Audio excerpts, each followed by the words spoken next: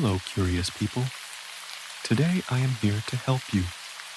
I know you are using this video to help you fall asleep. So, before you like this video and subscribe to the channel, tell me where you are from and what time you are watching. Make yourself comfortable. Now, I stepped into the stories. Hello, curious people.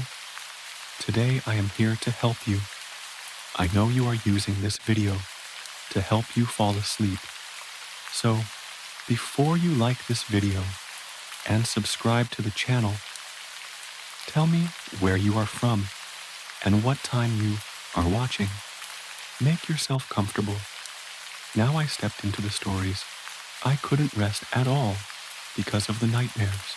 As I walked into the kitchen, the smell of onions and garlic filled the air. Mom was busy cooking lunch. I hear it louder each time, I said, watching her struggle with our old, dull knife to cut a carrot. You should stop staying up late, playing, sweetheart, she replied, barely glancing at me. Maybe the lack of sleep is causing those nightmares. You could take a nap after you finish feeding the goats. For days now, I'd been plagued by the same dream every time I closed my eyes. In it, I was always alone, standing in front of the well a few meters from our house. The lamps inside were off, and through the windows, I could see nothing but darkness, and yet I could feel something watching me from within the house. Then came the sound.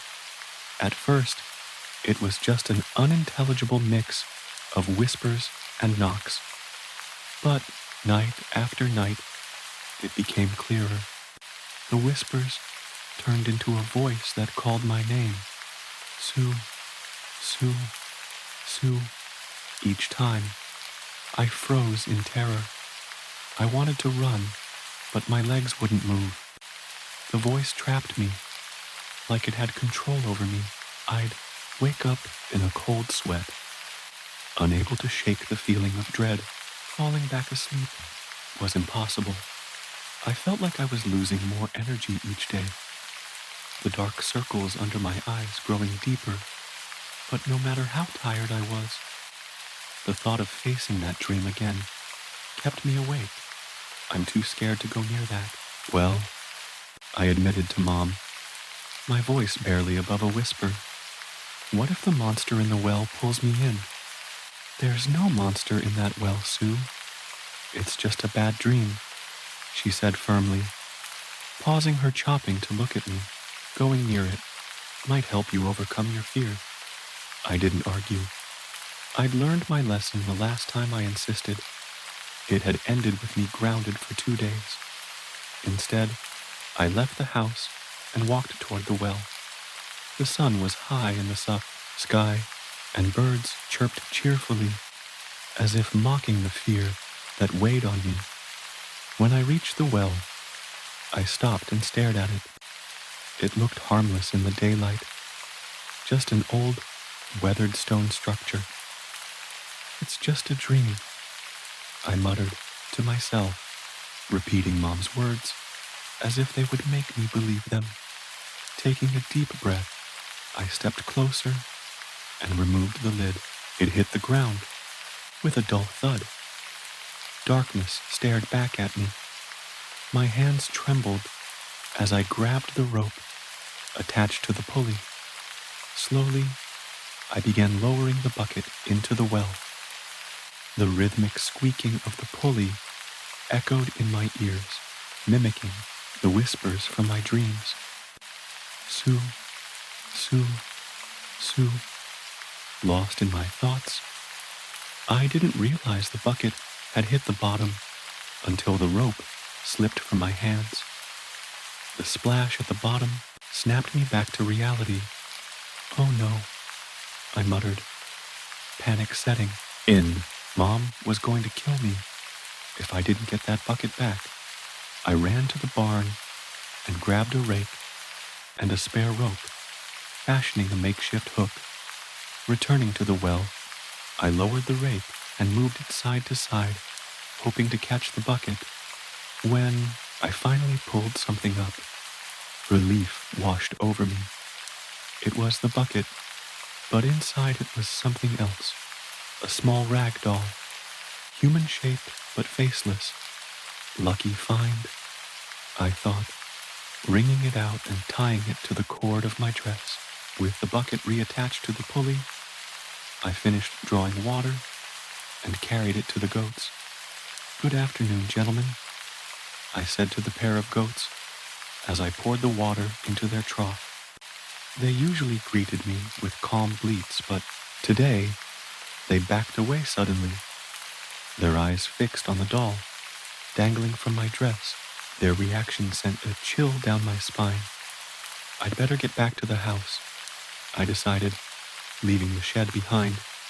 Inside, I showed Mom the doll. "Look what I found near the well," I lied. I didn't want to tell her the truth. "That's nice, honey," she said with a smile. "Maybe it'll help you sleep better. It'll keep you company at night." "I hope so," I replied, setting the doll by my bed before lying down for a nap. Night came, and the dream returned. I was back at the well, the house behind me, dark and silent. This time, the voice wasn't a whisper. It was clear, loud, and strangely familiar. "Sue, Sue, Sue," it called. I wasn't frozen this time. Instead, I felt drawn to the well, as if I had to find out what was calling me. Step by step, I approached the edge and peered into the darkness. "What?" I asked. "Thank you for freeing me." I jolted awake, my heart racing. The room was silent, save for the distant business trip. I was starving. It was 1 p.m., and I'd been on the road since 6 a.m. I figured I wouldn't find anything to eat for the next 50 miles or so. But to my shock, something appeared in front of me. It seemed like a hallucination when first seen, but as I was walking closer, I found that it was an old-fashioned diner, and the sign hanging outside read Haven's Diner, with very faint neon glow in a dense fog that was swallowing the endless road. Inside, it was quiet, but for the very faint hum of a jukebox playing some tune I almost recognized. The smell of burnt coffee and grease hit my nostrils. But I sensed something else, a metallic tang that I couldn't place. The place was deserted, save for a waitress stationed by the counter, with a smile a little too wide, and eyes nailed to me, like she had been waiting for me. I slipped into a booth by the window, and just as I hadn't yet bothered to request the menu, a waitress came by, set down the steaming plate before me, and walked off again. Staring at that food in revulsion made my stomach roll up. It was Mom's meatloaf recipe. Overcooked edges, an exact shade of gravy, to the point she hadn't prepared that dish for over 10 years since her death. "How did you know?" I began to ask, but the words caught in my throat. The waitress merely cocked her head, still smiling, and headed back to the counter without a word. I should have left right then.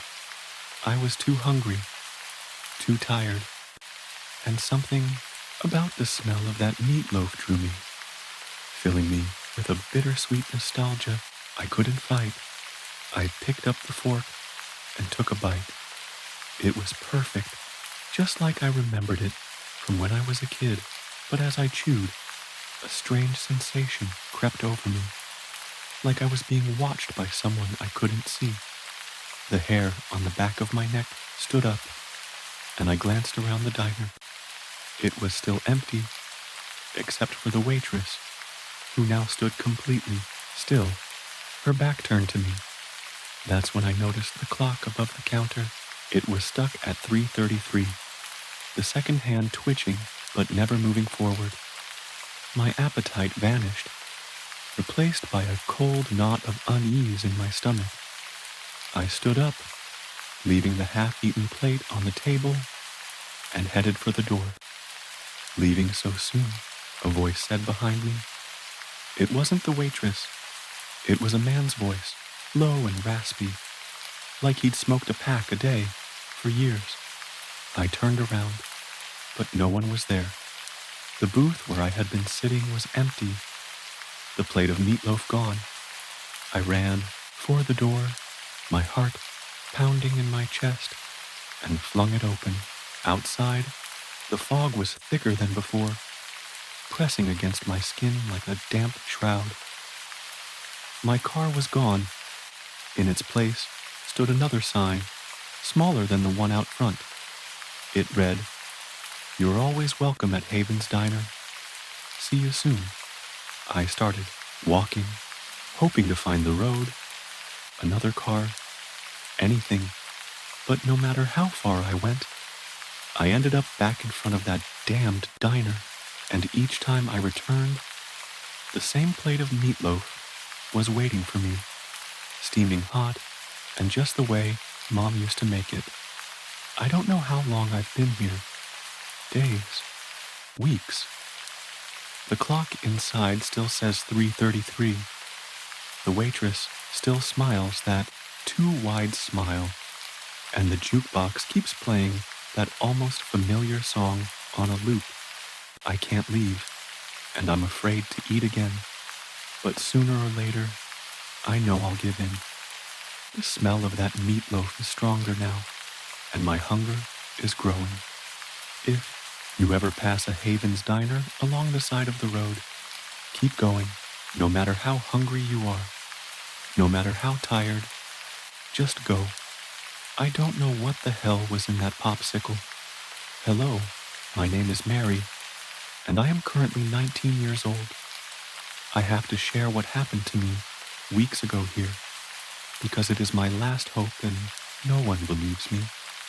I'm studying nursing at college, and my friends and I always have lunch at a restaurant that's right in front of the college during lunch, because it's very convenient. 2 weeks ago, when we left the restaurant, there was a popsicle cart with a very kind and polite elderly gentleman selling them. Something I should mention is that I live in Brazil. What makes it summer here? And my friends and I were very sweaty. As you can imagine, we all bought popsicles. I specifically took strawberry. I can't remember exactly what each one took, but I remember 2 of them. Pedro took apple, and Anna took blueberry. First, I will tell you what happened to me. Since that day, for the first 3 days, I had terrible headaches and dizziness. I was so confused and hadn't thought it was the popsicle's fault initially. After the 3rd day, the dizziness got worse. I almost fainted a few times, and now it was pain all over my body, and I didn't felt like getting out of bed. But the worst thing happened this last week. I started having insomnia, sleep paralysis, and hallucinations. I'm already so confused that I don't know what is real and what my mind created. In addition, I am going through a deep mourning. Pedro died. His body was found near an apple plantation. The police said that there is no sign or clue, but that his body was too disfigured to be suicide, and some of them even had to go to therapy after seeing the body. I didn't dare to look at his body, but now I'm seeing hallucinations everywhere with blood, and especially his face. I hear laughter that is not human, saying that I am the next condemned and that my fate was ready. I don't know how I see his body, if I've never seen his body physically. On top of all this, Anna is missing. She was last seen in a square during the early hours of the morning. She disappeared the day after we tried that popsicle, and there are no clues so far, and the police have stopped investigating. The only thing they found was a blade with her blood and her fingerprints on it. She was probably cutting herself, but she had never done that before. I contacted my other 3 friends recently, Julia, Oliver, and Sophia, but they are isolating themselves just like I was. They barely respond to messages or leave the house. All I know is that Oliver is vomiting a lot and basically can't eat. Julia is very paranoid and scared of everything, including us. And Sophia has become very angry and mean out of nowhere, and now wishes harm to me and others, and refuses to speak. For me, the situation was already clear that there was something very bizarre about that popsicle. Even though it didn't have a strange taste or appearance, it was too much of a coincidence that everything had happened. I told my parents, the police, but none of them believed me. And the police said if there was a man matching that description in town, they would have his files. But there is no man that sells ice cream with such appearance. I started looking around the city, also staying hours in front of the restaurant to see if you showed up. But nothing happened so far. I had already thrown the paper packaging away, but since there is only one landfill in the city, and it is the only place where the garbage goes, I decided to go there because the packaging could have a number, a logo, something that I didn't notice before, but it would give me more information. Couldn't actually get in there with permission, so I broke into the place early yesterday night. I searched for hours, and the smell was unbearable. But after a long time, I actually found it. The funny thing is that I was next to several boxes with rotten strawberries, but I was too nervous to pay much attention, so I picked up the package and left. When I got home, no one was there, so I went to my room to examine the packaging. The ingredients looked normal, and there was nothing obvious that would incriminate them, but there was also a company logo. I took my cell phone and recorded the packaging to show as evidence to the police. First, I will tell you what happened to me. Since that day, for the first 3 days, I had terrible headaches and dizziness. I was so confused and hadn't thought it was the popsicle's fault initially. After the 3rd day, the dizziness got worse. I almost fainted a few times, and now it was pain all over my body, and I didn't felt like getting out of bed. But the worst thing happened this last week. I started having insomnia, sleep paralysis, and hallucinations. I'm already so confused that I don't know what is real and what my mind created. In addition, I am going through a deep mourning. Pedro died. His body was found near an apple plantation. The police said that there is no sign or clue, but that his body was too disfigured to be suicide, and some of them even had to go to therapy after seeing the body. I didn't dare to look at his body, but now I'm seeing hallucinations everywhere with blood, and especially his face. I hear laughter that is not human, saying that I am the next condemned and that my fate was ready. I don't know how I see his body, if I've never seen his body physically. On top of all this, Anna is missing. She was last seen in a square during the early hours of the morning. She disappeared the day after we tried that popsicle, and there are no clues so far, and the police have stopped investigating. The only thing they found was a blade with her blood and her fingerprints on it. She was probably cutting herself, but she had never done that before. I contacted my other 3 friends recently, Julia, Oliver, and Sophia, but they are isolating themselves just like I was. They barely respond to messages or leave the house. All I know is that Oliver is vomiting a lot and basically can't eat. Julia is very paranoid and scared of everything, including us. And Sophia has become very angry and mean out of nowhere, and now wishes harm to me and others, and refuses to speak. For me, the situation was already clear that there was something very bizarre about that popsicle. Even though it didn't have a strange taste or appearance, it was too much of a coincidence that everything had happened. I told my parents, the police, but none of them believed me. And the police said if there was a man matching that description in town, they would have his files. But there is no man that sells ice cream with such appearance. I started looking around the city, also staying hours in front of the restaurant to see if you showed up. But nothing happened so far. I had already thrown the paper packaging away, but since there is only one landfill in the city, and it is the only place where the garbage goes, I decided to go there because the packaging could have a number, a logo, something that I didn't notice before, but it would give me more information. Couldn't actually get in there with permission. So I broke into the place early yesterday night. I searched for hours, and the smell was unbearable.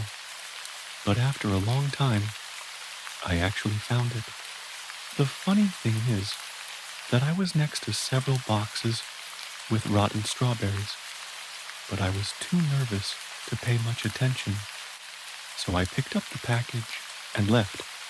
When I got home, no one was there. So I went to my room to examine the packaging. The ingredients looked normal, and there was nothing obvious that would incriminate them. But there was also a company logo. I took my cell phone and recorded the packaging to show as evidence to the police. So I decided to research the company on my phone, but somehow there was no information about it online. When I was about to give up, there was a blackout in the city in the middle of the night. I had locked all the doors, but I started hearing footsteps. I checked the video of the packaging I made, but for some reason, the video was completely black and didn't show anything. I started recording the environment again, and the same effect happened. I hid under the bed while I heard slow footsteps towards my room. Then a strong wind started. Even with the window closed, the package I was holding fell out of my hand, and then the blackout ended, and I didn't hear any more footsteps. I searched the whole house several times.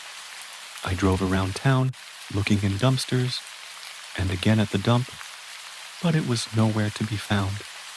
I decided to take a break at home, so I came back. The house was bizarre, dark as if the sun was not coming in, and the lights were flickering. As soon as I took a step, I smelled rotten meat with fruit. I walked into my room, and there was an apple and blueberry popsicle with bloodstains on it, and it said, "Do not enter where you are not called." I froze in fear and ran outside. I ended up tripping on blood that wasn't even on the floor. When I entered, I tried to look at the popsicles again, but they were gone too. When I looked forward, the blood in front of me wrote, "You're next." I'm running around the city begging for help as I write this, but everyone treats me like a crazy person. I don't know how much time I have left, but please, someone help me. The phantom train, you know, I never thought I'd end up as a glorified janitor for a secret organization. When I was a kid, I wanted to be a firefighter or maybe an astronaut. Something cool, something heroic. Instead, here I am scrubbing ichor off walls and hauling mysterious black garbage bags to incinerators. But hey, Life takes you places, right? And to all those comments asking, how'd I got recruited by the association? Well, buckle up. Your prayers had been answered back in the early days of YouTube, before influencers were a thing, and the algorithm hadn't yet been weaponized against our attention spans. I ran a little channel dedicated to urban exploration. Nothing fancy. Just me, a flashlight, a shaky camcorder, and a questionable amount of courage. If it was abandoned and vaguely creepy, I was there. Forgotten theme parks, derelict hospitals, crumbling factories. It was cheap adrenaline, and the views weren't half bad. But then, I got cocky. Someone in the comments mentioned an old subway line beneath the city. Supposedly, it was shut down decades ago after a fatal accident. There were rumors, of course. Ghost trains, strange noises, people disappearing. The usual urban legend stuff. Naturally, I thought, perfect, spooky, dangerous, great for clicks. So one night, armed with a backpack of snacks, my trusty flashlight, and my camera, I decided to check it out. Finding a way in was surprisingly easy. A broken service door near the edge of a forgotten station, the kind of place that screamed, "Trespassers will be eaten." I squeezed through, and the smell hit me first. Stale air, mildew, and something metallic, like old blood. The kind of smell that makes your stomach tighten, even if you don't know why. The tunnels stretched out before me, yawning like a black hole. My flashlight cut through the darkness in jittery slices, illuminating graffiti, broken tracks, and rats the size of small dogs. The air was heavy, muffling my footsteps and amplifying every distant drip of water. I tried to shake the unease by talking to the camera. "All right, guys, this is it," I whispered, the beam of my flashlight darting across the walls. "Welcome to the, depths of despair, or, the city's least maintained basement. Anyway, if we're lucky, we'll find some ghosts. If we're unlucky, well, let's not think about that." I forced a laugh, but it sounded hollow, even to me. The deeper I went, the quieter it got. No rats, no dripping water, just the hum of my flashlight and the sound of my own breathing. I told myself it was fine. It's always like this in the tunnels. Creepy is the whole point. And then I saw it. The subway carriage. It sat on the tracks like a fossil, a relic of a time when things were built to last. The metal was corroded, the windows clouded with grime, but it was there, alone, silent, waiting. My heart skipped. This was gold, exactly the kind of thing that would get people talking. I approached slowly, my flashlight sweeping over the exterior. The doors were slightly ajar, like an invitation, or a dare. "Okay," I muttered into the camera. "This is getting good. Let's see what's inside." Stepping onto the carriage was like stepping into another world. The air was thicker, carrying the faint stench of rot. My flashlight revealed rows of seats, torn and faded, and advertisements so old they felt like artifacts. "Drink Zeno Cola. The taste of tomorrow." Tomorrow, apparently, had never arrived. And then I noticed the passengers. At first I thought they were mannequins. They sat in perfect stillness, heads bowed, their clothes frayed, but oddly clean. I counted 6, maybe 7. My flashlight lingered on one of them, and I realized with a jolt that their chest was moving, a shallow rise and fall, breathing. What the hell? I whispered. I forced myself to stay calm. Homeless people. That's all it was. Maybe a group of squatters who'd claimed this place as their own. I cleared my throat, my voice shaking a little. Hey there. I don't mean to intrude. Just passing through. No response. Not even a flinch. I took a cautious step closer, my flashlight sweeping over their faces. That's when I saw it. The skin stretched too tight over cheekbones, the sunken eyes clouded like old marbles, the mouths hanging open just enough to reveal gray tongues. These weren't squatters. These weren't even alive. The flashlight trembled in my hand as I backed away, the beam darting around the carriage. Every shadow seemed to move. Every corner felt alive. My breath came in shallow gasps, fogging the air in front of me. And then, in the silence, I heard it, a creak. My flashlight snapped to the source. One of the things was shifting, slowly, unnaturally, its head tilted upward. Empty eyes locked onto mine. Its jaw twitched, and a low, guttural sound escaped its throat, like the first syllable of a scream that never fully formed. I stumbled back, the camera clattering to the floor. For a moment, there was only the sound of my pounding heartbeat. Then the others began to move. One by one, heads turned, limbs twitched.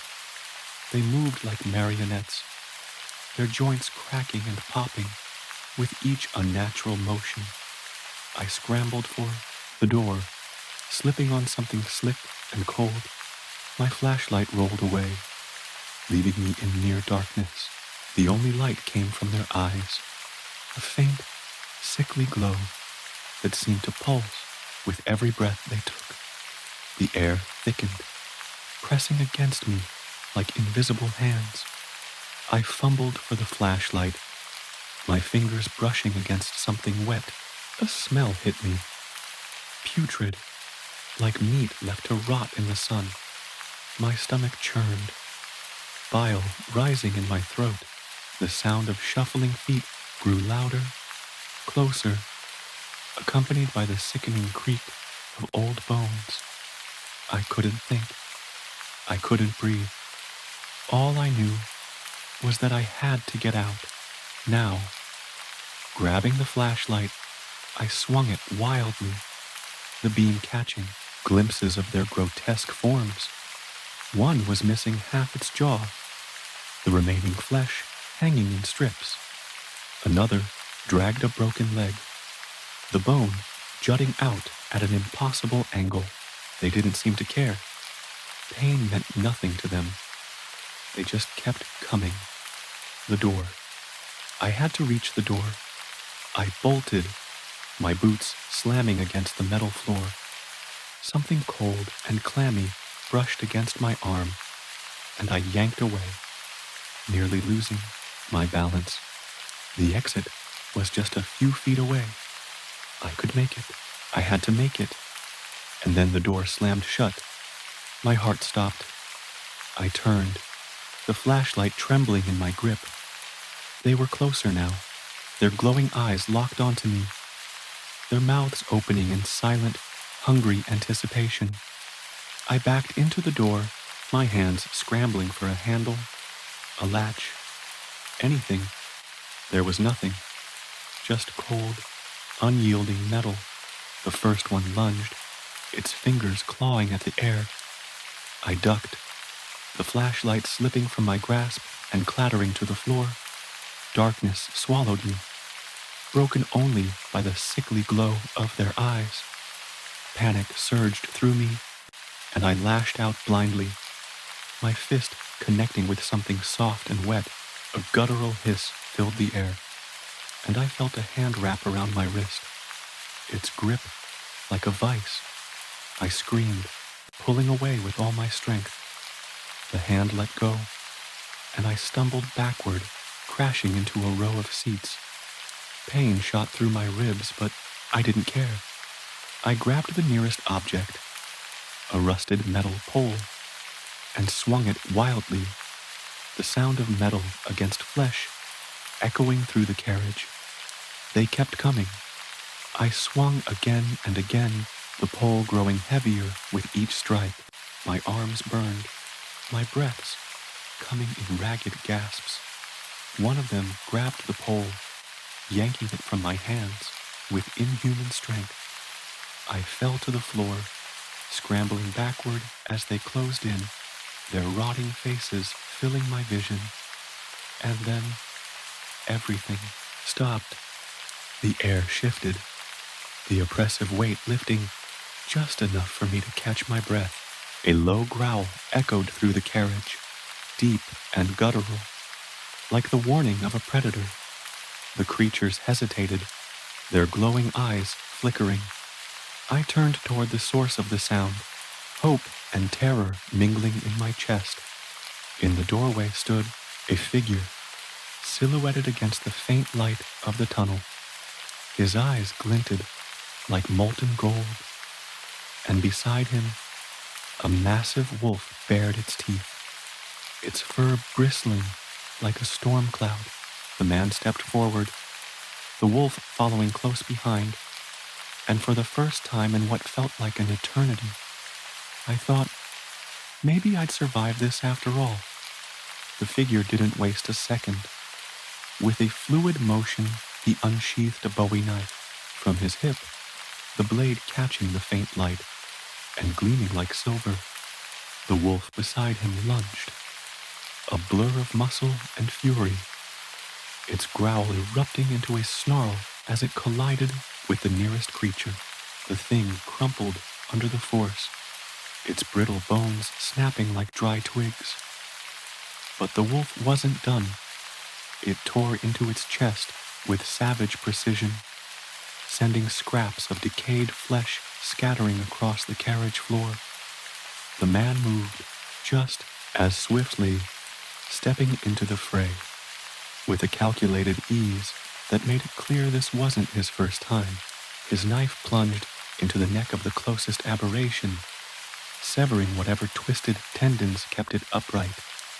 He wrenched it free, a spray of black ichor following, and spun to dodge the outstretched arms of another.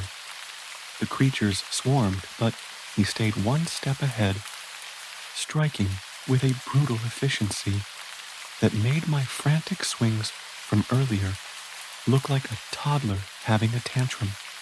I pressed myself against the wall, trying to make myself as small and invisible as possible. The air was alive with the sounds of battle, the wet thud of flesh meeting steel, the growls of the wolf, and the unnatural screeches of the creatures as they fell one by one. The man moved like a predator, his every step deliberate, his every strike fatal. A sawed-off shotgun appeared in his other hand, and he fired point blank into one of the aberrations, the blast ripping it apart and leaving only a smoking, oozing mess in its place. The creatures weren't giving up, though. For everyone he brought down, another two seemed to take its place. They clambered over seats, their movements frantic and jerky, as though driven by some primal need to overwhelm him. One managed to get close, its skeletal hands clawing at his coat. But the wolf was there in an instant, its powerful jaws clamping down on the creature's arm and tearing it clean off. "Stay down!" the man barked, his voice sharp and commanding. It took me a second to realize he was talking to me. I didn't need to be told twice. I dropped to the floor, my heart hammering in my chest as he raised the shotgun again, taking out two creatures with a single deafening blast. The recoil didn't seem to faze him. He was already moving, spinning the knife in his hand and burying it into the eye socket of another. The creature twitched violently before collapsing in a heap. The tide of the battle began to shift. The creatures hesitated, their glowing eyes flickering uncertainly, as if some unseen force had broken their will. The man noticed it too. He stood, tall, blood and ichor dripping from his blade, his golden eyes burning with an intensity that made the air feel electric. "Enough," he growled, his voice low, but carrying a weight that sent shivers down my spine. The wolf growled in unison, its teeth bared and stained black with ichor. And just like that, the remaining creatures faltered. One by one, they backed away, their movements sluggish and unsure, until they finally dissolved into the shadows of the carriage. The silence that followed was deafening, broken only by my ragged breaths and the faint hum of the overhead lights. The man turned to me, his expression unreadable. "You're lucky I was following you," he said, his voice as sharp as the blade he wiped clean on the edge of his coat.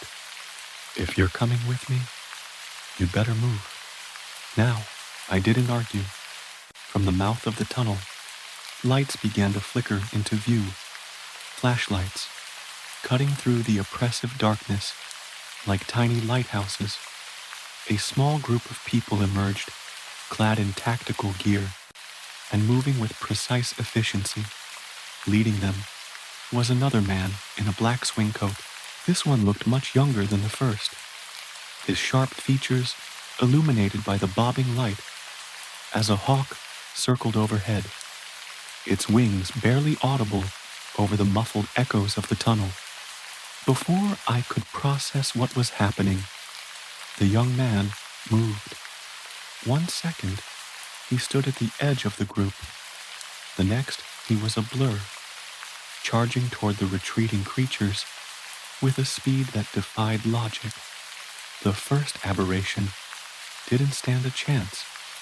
He hit it with the force of a truck, sending it sprawling into the rusted seats. He didn't stop. With each blow of his fists, the creatures crumbled. I swore he looked bigger, bulkier. His coat billowed as he moved, but it wasn't just that. His shoulders seemed broader, his arms like steel pistons. Every strike landed with a sickening crunch, breaking bones and pulping flesh, as though he wielded sledgehammers instead of hands. The creatures barely had time to react before they were torn apart, their decayed bodies flung like rag dolls against the walls of the subway carriage. The first man, the one with the wolf, watched from the sidelines, his expression unreadable as his companion finished the job. The hawk circled lower, its sharp cries echoing down the tunnel as the last of the aberrations was crushed beneath a well-aimed boot. And then, silence. The younger man straightened, his breathing steady despite the carnage around him. His hawk landed gracefully on his outstretched arm, its piercing eyes scanning the darkness as though searching for more threats. The wolf padded forward, sniffing at the remains before letting out a low, satisfied growl. I stayed where I was, frozen against the cold metal floor, too shocked to even scramble to my feet. "Is that all of them?" the younger man asked, his voice carrying an unsettling calm as he glanced at his companion. The older man nodded. Later, I'd learn what those things were. The wardens called them mylings, parasitic aberrations that couldn't survive on their own. They needed hosts, corpses, to infest and animate. Apparently, they'd been lurking in the subway tunnels for years, feeding off the occasional homeless person or unlucky explorer. But lately, their numbers had grown, and as their hosts decayed, they'd started attacking passengers, claiming fresh bodies to sustain themselves. The wardens had been tracking the disappearances. The one with the wolf had followed me, thinking I might have been behind the attacks. In hindsight, I'm not sure what scared me more, the milings or the possibility that he'd mistaken me for an aberration. Either way, I wasn't exactly rolling in gratitude when they finally dragged me out of that hellhole. A group of people waited outside the tunnels, more of them in tactical gear, their faces sharp and unfriendly. No one said a word to me as they hauled me up the ladder and back into the world above. I caught bits and pieces of conversation, reckless, civilian interference, lucky to be alive. None of it sounded reassuring. Eventually, one of them approached me, a woman with dark eyes and a voice like sandpaper. "You're coming with us," she said, as if it were the most natural thing in the world. "And if I say no?" I asked, though I already knew the answer. She smirked, just a little. "You won't." She was right, of course. I didn't really have a choice. The algorithm knows when we die. I work as a content moderator for a major social media platform. Most people think that means I remove explicit content and ban trolls. I wish that's all it was. My real job is managing what we internally call ghost posts. Social media updates that appear after someone has died. Not scheduled posts. Not hackers. Real, new content created after confirmed deaths. It started 3 months ago when our AI flagged an anomaly, a significant uptick in post-mortem account activity. Not just 1 or 2 accounts, but hundreds, then thousands. At first, we assumed it was a bug in the system. Social media platforms track everything. Login times, device IDs, location data, typing patterns. It should be impossible to post authentically from a dead person's account. But these posts passed every authenticity check we have. The typing patterns matched. The language processing showed the same unique linguistic markers. Even the usual posting times aligned perfectly with the deceased user's habits. The content was normal too. Mundane updates about daily life, photos of meals, reactions to news, nothing suggesting they knew they were dead. That's when we discovered the pattern. As a data analyst, my job was to find correlations. I noticed that every ghost account had interacted with the same AI-powered life prediction app that went viral last year. You know the one. It analyzes your social media presence and supposedly tells you how long you'll live. Digging deeper, I found that each ghost account became active exactly 24 hours after their predicted death time. But here's the part that keeps me awake at night. The app's predictions were always right, down to the minute. I know, because I've been tracking the deaths. Car accidents, heart attacks, random accidents, all exactly when the app predicted. And every single one of them starts posting again 24 hours later. The company that made the app dissolved 6 months ago. Their code, their servers, everything just vanished. Yesterday, my colleague James ran his own profile through a cached version of the app we found. The prediction, 3:47 a.m. today. I just got the automated alert. James never showed up for his shift. Local police found him in his apartment. Heart attack. Time of death estimated at 3:47 a.m. I'm writing this now because I have to tell someone. The posts from his account will start in about 20 hours. They'll look perfect. They'll sound just like him. But I know something no one else has realized yet. The app isn't predicting deaths. It's scheduling them. And those posts? They're not echoes. They're not ghosts. They're test runs. Every prediction, every death, every post. It's all machine learning, training data, getting better at mimicking human behavior, at predicting our patterns, at replacing us. I found a new platform-wide notification scheduled for tomorrow. Some kind of integrated life prediction feature rolling out to all users. Mandatory update. No opt-out. I tried to warn my supervisors. My access was revoked within minutes. The prediction feature goes live in 12 hours. It will analyze everyone's data, everyone's patterns, everyone's probable death dates, and the algorithm will schedule accordingly. I'm posting this from a burner account because my main profile already has a prediction. I checked the back-end database. Everyone who reads this post, their profiles are already scheduled too. The algorithm has seen you. It knows your patterns. Check your profile's metadata. Look for a file called lifecycle endpoint tx. That timestamp you see, that's when you stop being you, and when something else starts. Note, this is part 1 of an ongoing investigation. I have more data to share, but I need to be careful. They're watching the network traffic.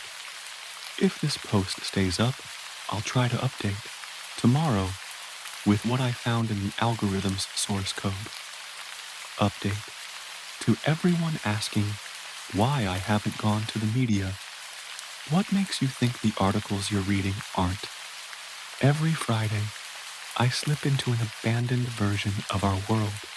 For so long, I've felt like the only living thing there. But I'm not. It happens every Friday at the stroke of midnight. I slip out of our reality and into one that looks exactly the same, but there are no other people. Then, at midnight on Saturday, I slip back into the real world, the one full of life and sound, the one without something lurking in the shadows. This other place is a barren, deserted version of our world, a liminal space. It bears most man-made and natural elements of present-day Earth, but not a single other person, not a single animal, not even an insect. For a long time, the Friday world's only other signs of life seemed to be swaying trees and plants. Then again, even nature itself has always felt disingenuous in that place. It feels as if the motion of the greenery has been fabricated by something with horrid, unknown intent. Every particle of that malfunctioning universe's matter whirs in discordance with the next. It's a powder keg, an illusion threatening to fold into itself at any moment. Above all else, it's a lie, every last bit of it. I didn't choose any of this. The nightmare began at midnight on Friday, 8th of December, 2023. A shooting star of blinding blue tore through the black sky above the M5 just outside of Birmingham. When it happened, I was cruising down the motorway on near autopilot, surrounded by dozens of other late-night drivers matching my pace. It's always felt like a tarmac treadmill to me, just an ocean of commuters rolling endlessly onwards. Our exhausted eyes yanked ever open by the glowing digital billboards on either side of the elevated highway. In such a sleep-deprived state, it's hard to trust eyes, thoughts, and reflexes. It's no wonder, then, that I was startled by the emergence of the sudden light in the sky. It's also no wonder that the shock sent me veering towards the Armco barrier, several inches of steel which, whilst solid and sturdy, most likely wouldn't have prevented my car from plummeting off the edge of the raised road and meeting a terrible end below. I sometimes daydream about that, being spared all of this horror. Anyhow, the dazzling anomaly filled the sky with incredible blue, stealing my vision for only a second, and then it passed with a blistering trail of blue in its wake. Once my eyesight returned, I managed to reassert control over the steering wheel, and I stopped short of colliding with the steel barrier at the edge of the first lane. However, I still chose to slam the brake when I noticed something else, something even more terrifying than my near-death experience. The motorway was empty. Every other driver from my immediate vicinity had vanished. There were no cars. There were no sounds, except for the chugging of my vehicle's running engine. Spent the first few minutes hyperventilating as I tried to get phone service, tried to ring someone, anyone. No signal. After summoning the courage, I threw my door open and placed a tentative foot onto the tarmac below. There were no vehicles coming towards me. There was no anything, and that was why I'd been so hesitant to leave the safety of my driver's seat. Still, I had to do something. I wandered over to the second lane and spun in a full circle, eyeing the still shining lights of Birmingham, an eerily silent city. There was no movement in any direction, not even a distant vehicle driving along a distant road, and there was still, other than my car's running engine, no sound. I started to yell for help. I yelled until my vocal cords snapped and tears poured from my eyes. I wasn't yelling at people, but at the maddening array of billboards and fully lit buildings at either side of the elevated motorway. I wondered how a city still full of so much man-made light could be so empty. And then, after what must have been 10 minutes of bellowing into the night, came a reply. It was a shrill sound, like an undulating sheet of metal against the wind. What made the piercing shriek chill? My blood was that it sounded so close to a human scream, but it was heavily distorted, robotic, cold, unfeeling, and predatory. Yes, predatory. I struggled to shake that thought. It was the sound of something on the hunt. It sounds bizarre, given that I'd only heard a noise. But I didn't need eyes to know what my gut was telling me. I needed to get far away from there. After sprinting back to my vehicle and slamming the door closed, my beating heart stilled a little. It's funny that cars make us feel so cozy and shielded, isn't it? It seemed as if the source of that wretched shrieking sound wouldn't be able to touch me anymore. Of course, I knew that wasn't true. Not knowing where to go or what to do, I continued driving along the motorway, driving home.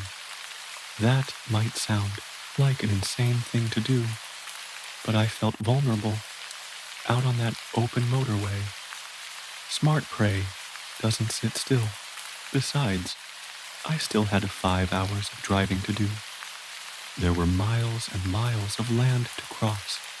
I think some part of me must have been hoping that at some point during the journey, I'd come across another living soul, somebody who would help me. Instead, I discovered only a larger void of terror, more deserted villages, towns, and cities. As I passed through residential areas, I did spot a few cars parked on driveways, but there wasn't a single moving vehicle on the roads. Lights shone through the windows of many buildings, from comfy abodes to hulking skyscrapers. However, I knew that there were no people in those empty husks, so these signs of humanity made the scenery feel all the more haunting. The light felt deceptive and illusory, a red herring. Life was implied, but none could be found. What about that sound? I reminded myself, fingers white-knuckling the steering wheel. About 2 hours into driving, peculiarities began to present themselves. Peculiarities, unlike that stunning shooting star. These were sights that, much like the street lamps and kitchen lights illuminating an empty world, filled me only with a well of dread. I emerged from the shadow of a bridge over the motorway to find that the moon had transitioned from a crescent to a full circle. I had to blink my eyes to be sure, but it had changed. I was certain of it. In any other situation, I would have convinced myself that I'd imagined it, but nothing about the event made sense. Next came an impassable junction shooting off from the motorway's first lane. Impassable not in a worldly sense, but in the sense that the tarmac of the road simply disappeared beneath the roots of several trees. The road slipped, like a forgotten rug, under a thicket of woodland. It was as if nature had built over it, but I knew, even on that first night, that those proud birches were like none I'd ever seen on earth. I'd been toying with the possibility that the world had ended. However, such strange sightings, such askew, glitchy rendering of the environment, drove me to believe that something quite different had happened, something designed.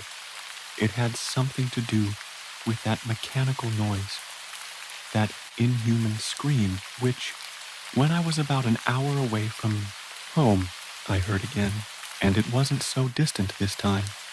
It's following me, I realized in fear, but I saw and heard nothing else during the rest of the drive. I arrived home around 5:30 in the morning. The sun still hadn't risen, but at least most of the lights in my neighborhood were off. That made things feel a little more natural. It gelled with the emptiness of the world. I prayed to sleep off whatever was happening to me. I prayed that I'd wake up with a pounding headache and find that it had all been a dreadful dream. Yet, after I woke with a groggy head in the early afternoon, I walked out of my house to find that the dead world remained. I wandered for a good few hours, but found nothing and no one. My phone had no signal. I couldn't connect to the internet. The drive home hadn't been a dream. I spent most of the evening drinking and shuddering fearfully in my living room until passing out around 10-ish. When I woke the second time, I was certainly groggier than the day before.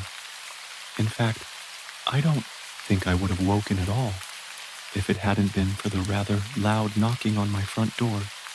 Never before, in the midst of a hangover, had such a racket sparked joy in my heart.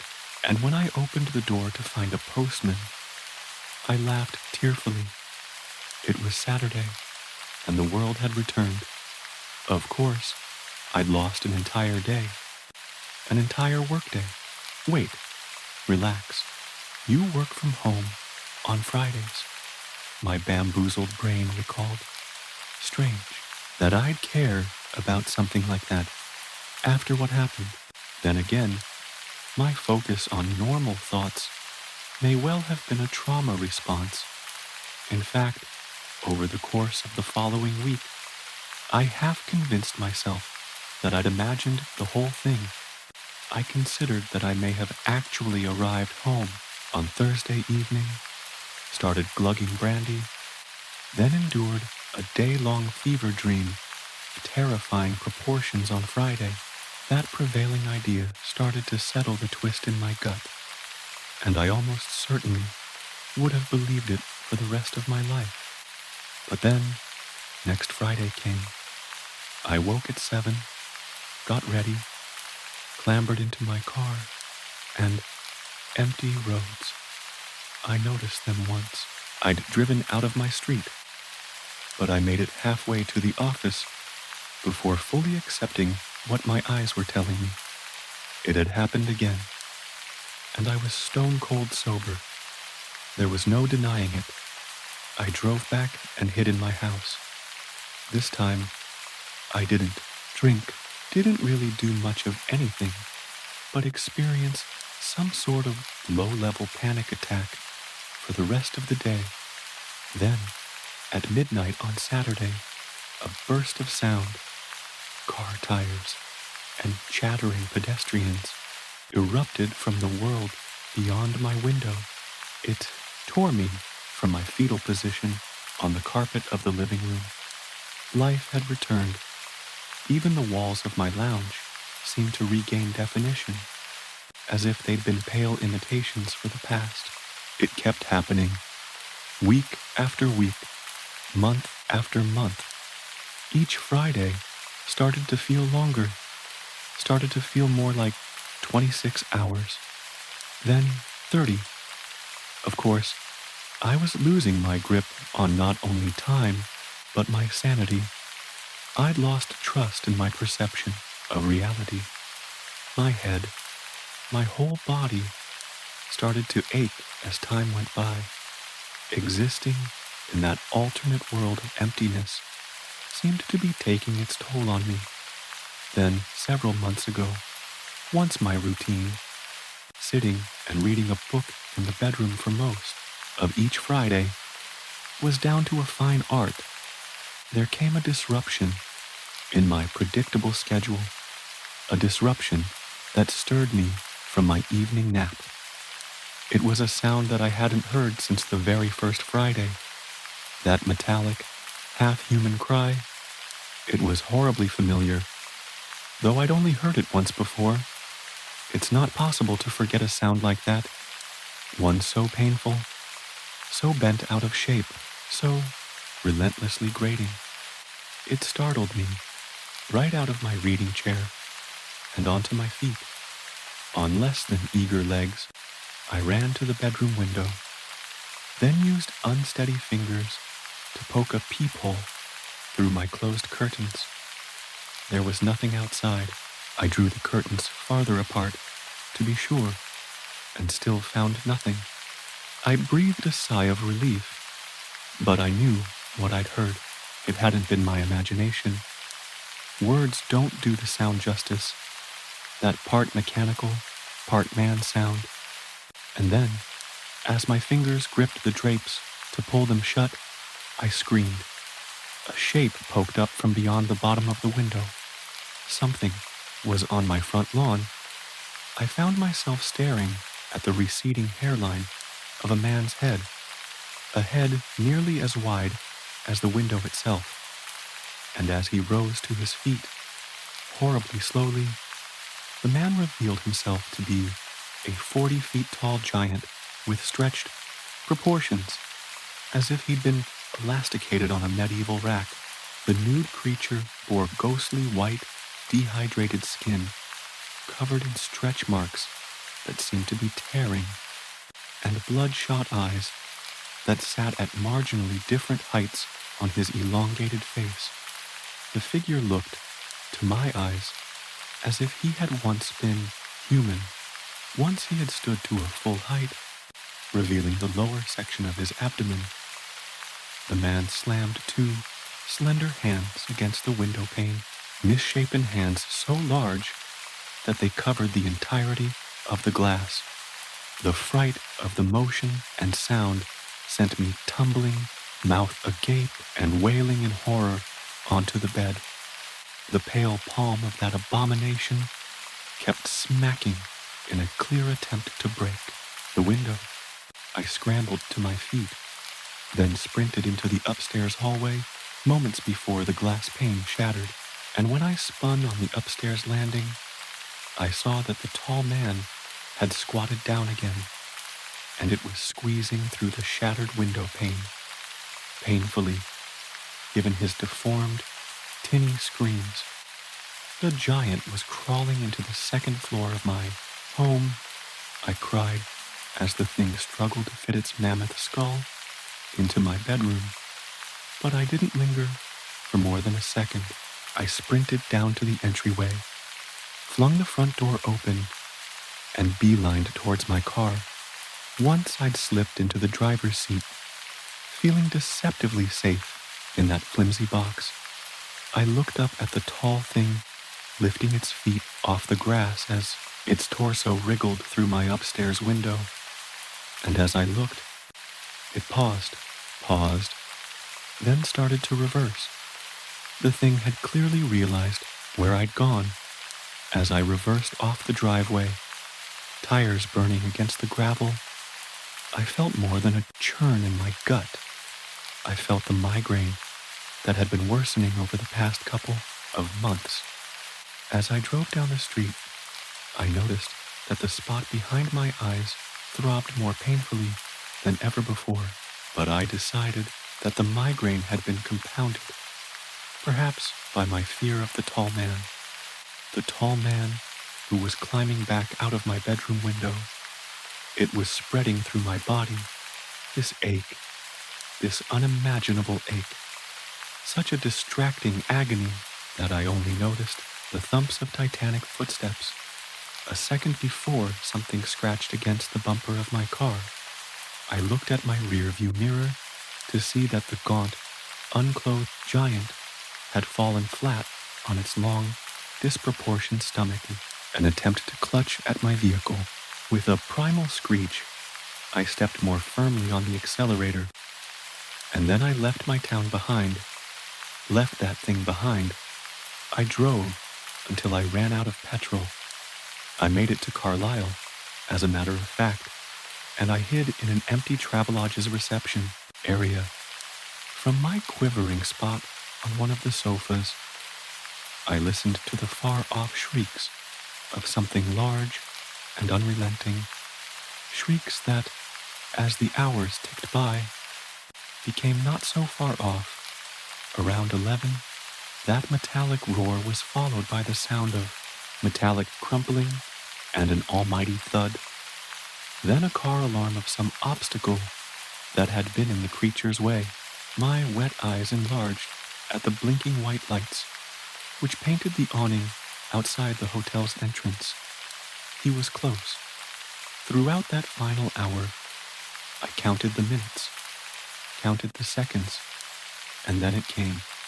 Not the sight of that beast smashing through the hotel's glass doors, but a rush of sound and motion.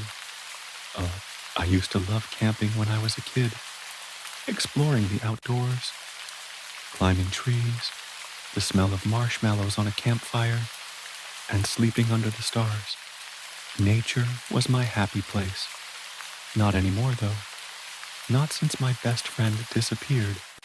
It was a cool October evening when I was loading the last cardboard box into the moving van. I was finally moving out of my parents' house and into my first apartment.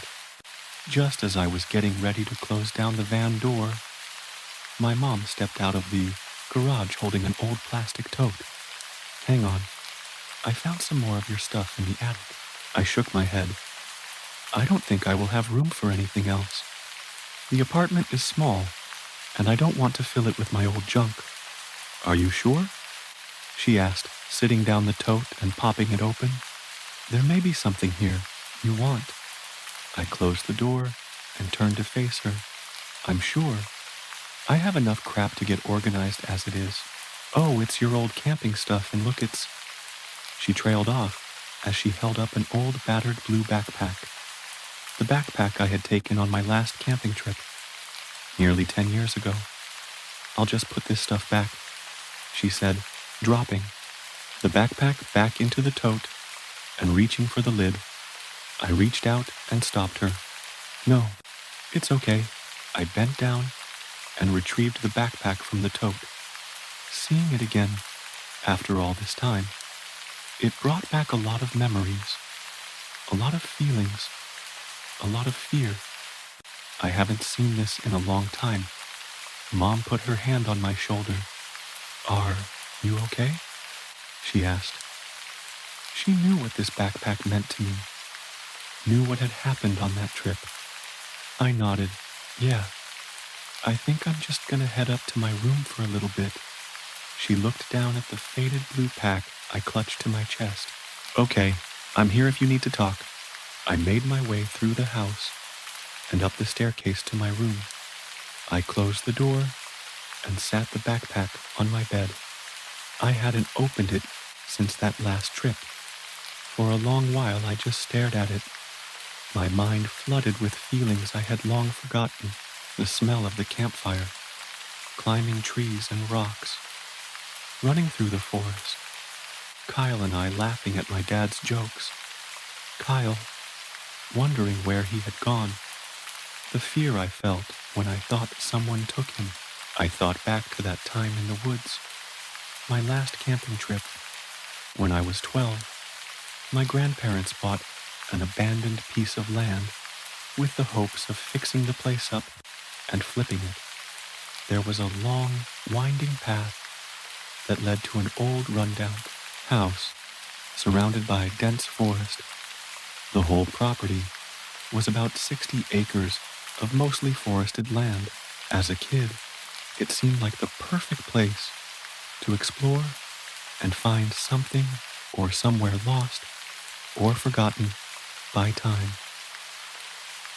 Our first time visiting the property, I remember how excited Grandpa was to get started renovating the dilapidated house. My mother was always telling him that he was getting too old to be doing this kind of work. Grandpa would just smile and say, probably so, but if I can, I will. That's how he was, a strong, determined man. If he saw something that needed to be done, then by God, if he could do it, he would. I think I miss that about him the most. That and his ability to make people smile, even in the darkest of times. Like a few months later, when he got the cancer diagnosis, I'll never forget how he just kept on smiling all the way to the end. The old house never did get renovated. After Grandpa passed, Grandma didn't want to keep the property. She said it was his project and that she didn't want to work on it anymore. We all understood, even if I was a little disappointed. I had just begun my exploration and hadn't made it nearly as far into the woods as I wanted. I had planned to bring my best friend Kyle out for a camping trip, but now that seemed like it wouldn't happen. A few days after Grandma had decided not to keep the property, my dad surprised me when I got home from school with a fully packed Jeep for a weekend camping trip. He smiled when he saw my excitement and said, "We have access to the land for a little while yet. I know how badly you wanted to explore the woods, so hurry in and get packed. We're burning daylight."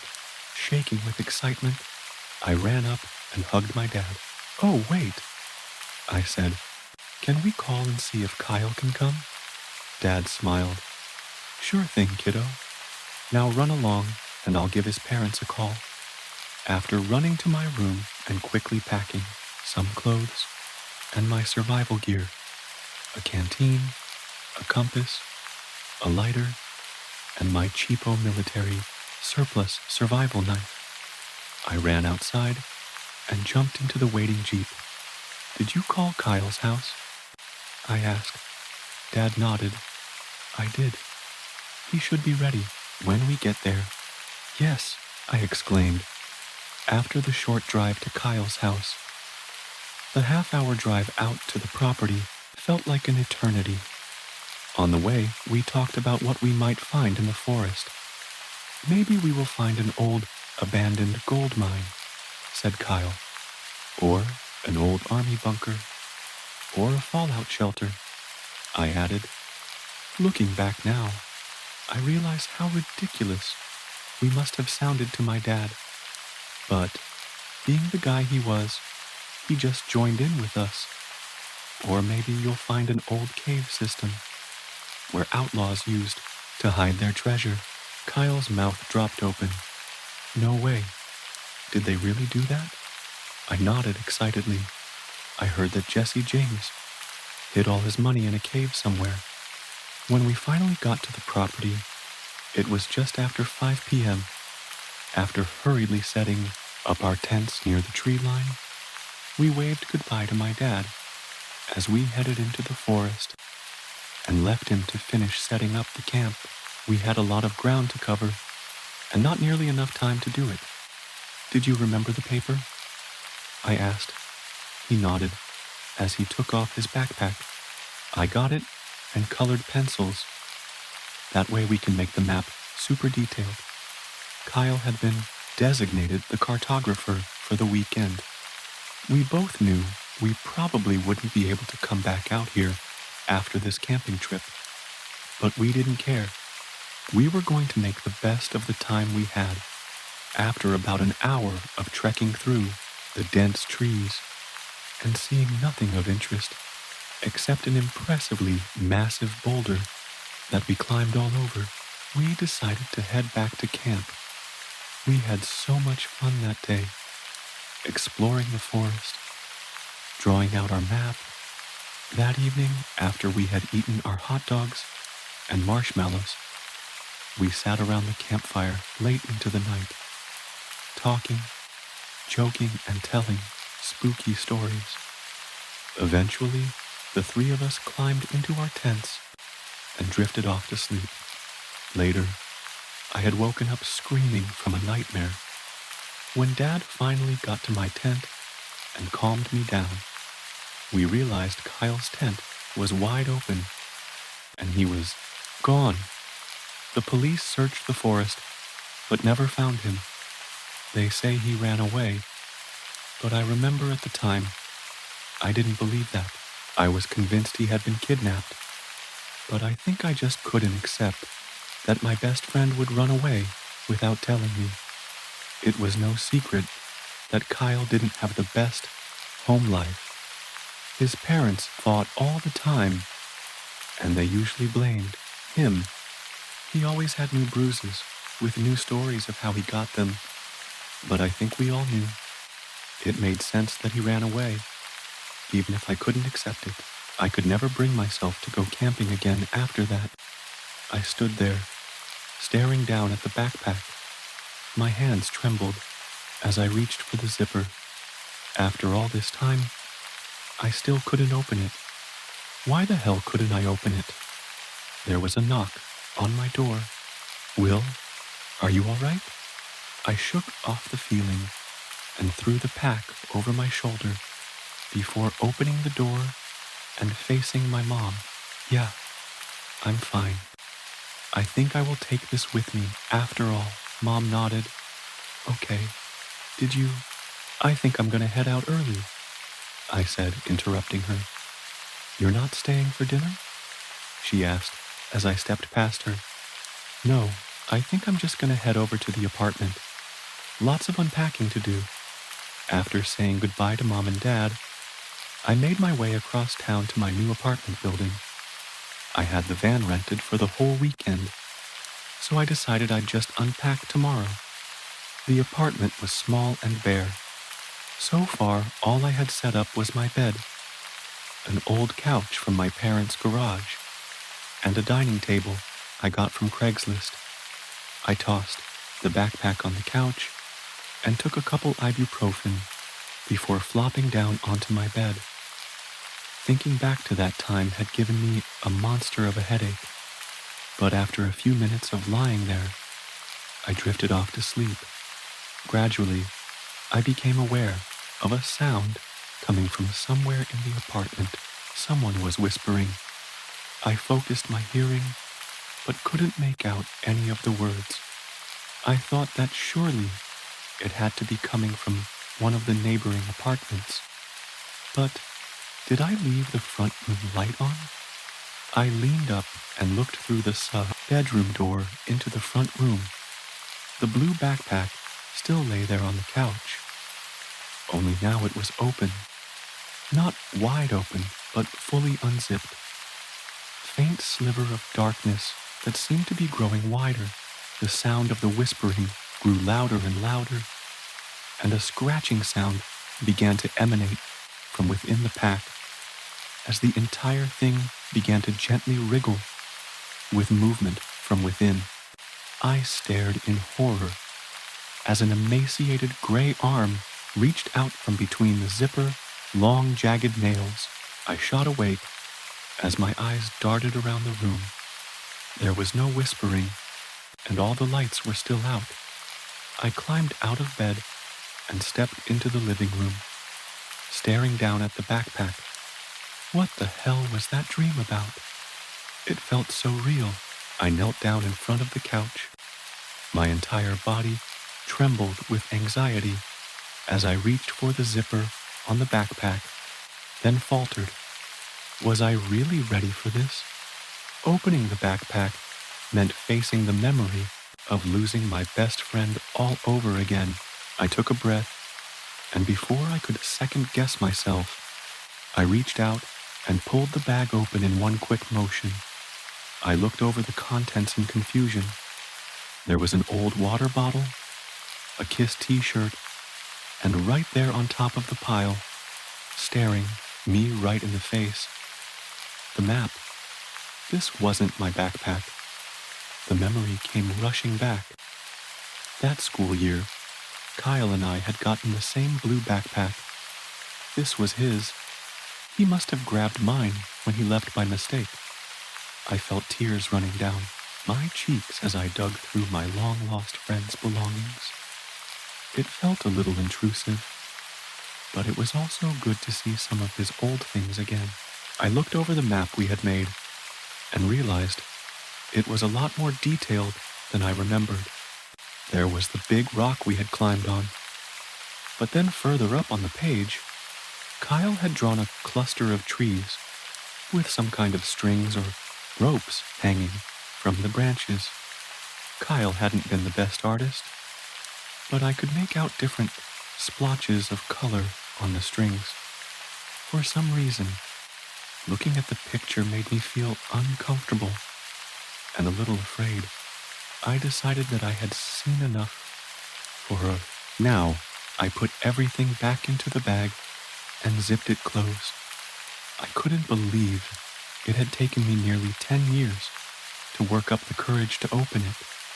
It was nice to be reminded of the fun I had with my friend, and it also seemed like a little bit of weight had been lifted from my shoulders. I flopped back onto my bed, my mind buzzing with questions that probably never be answered. Why had Kyle left? Where had he gone? Why did the trees on the map make me so unsettled?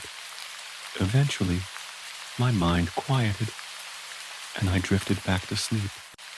The next few days were pretty uneventful. Mom and Dad came over and helped me unpack the rest of my things from the moving van. The apartment had begun to feel a bit homier. "How have you been doing?" Mom had asked. I sighed, knowing full well what she wanted to ask.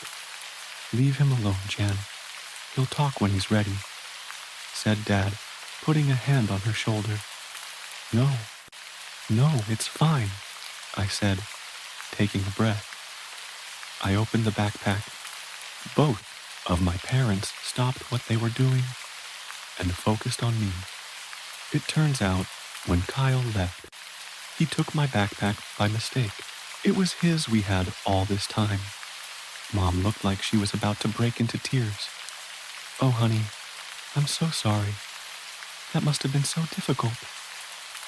"Actually, what was in it?" Dad interrupted. I shrugged. Just some of Kyle's old stuff. It felt weird digging through it, but also kind of cathartic. Mom stepped forward, wrapping me in a hug. I'm so proud of you, Will. This was a big step.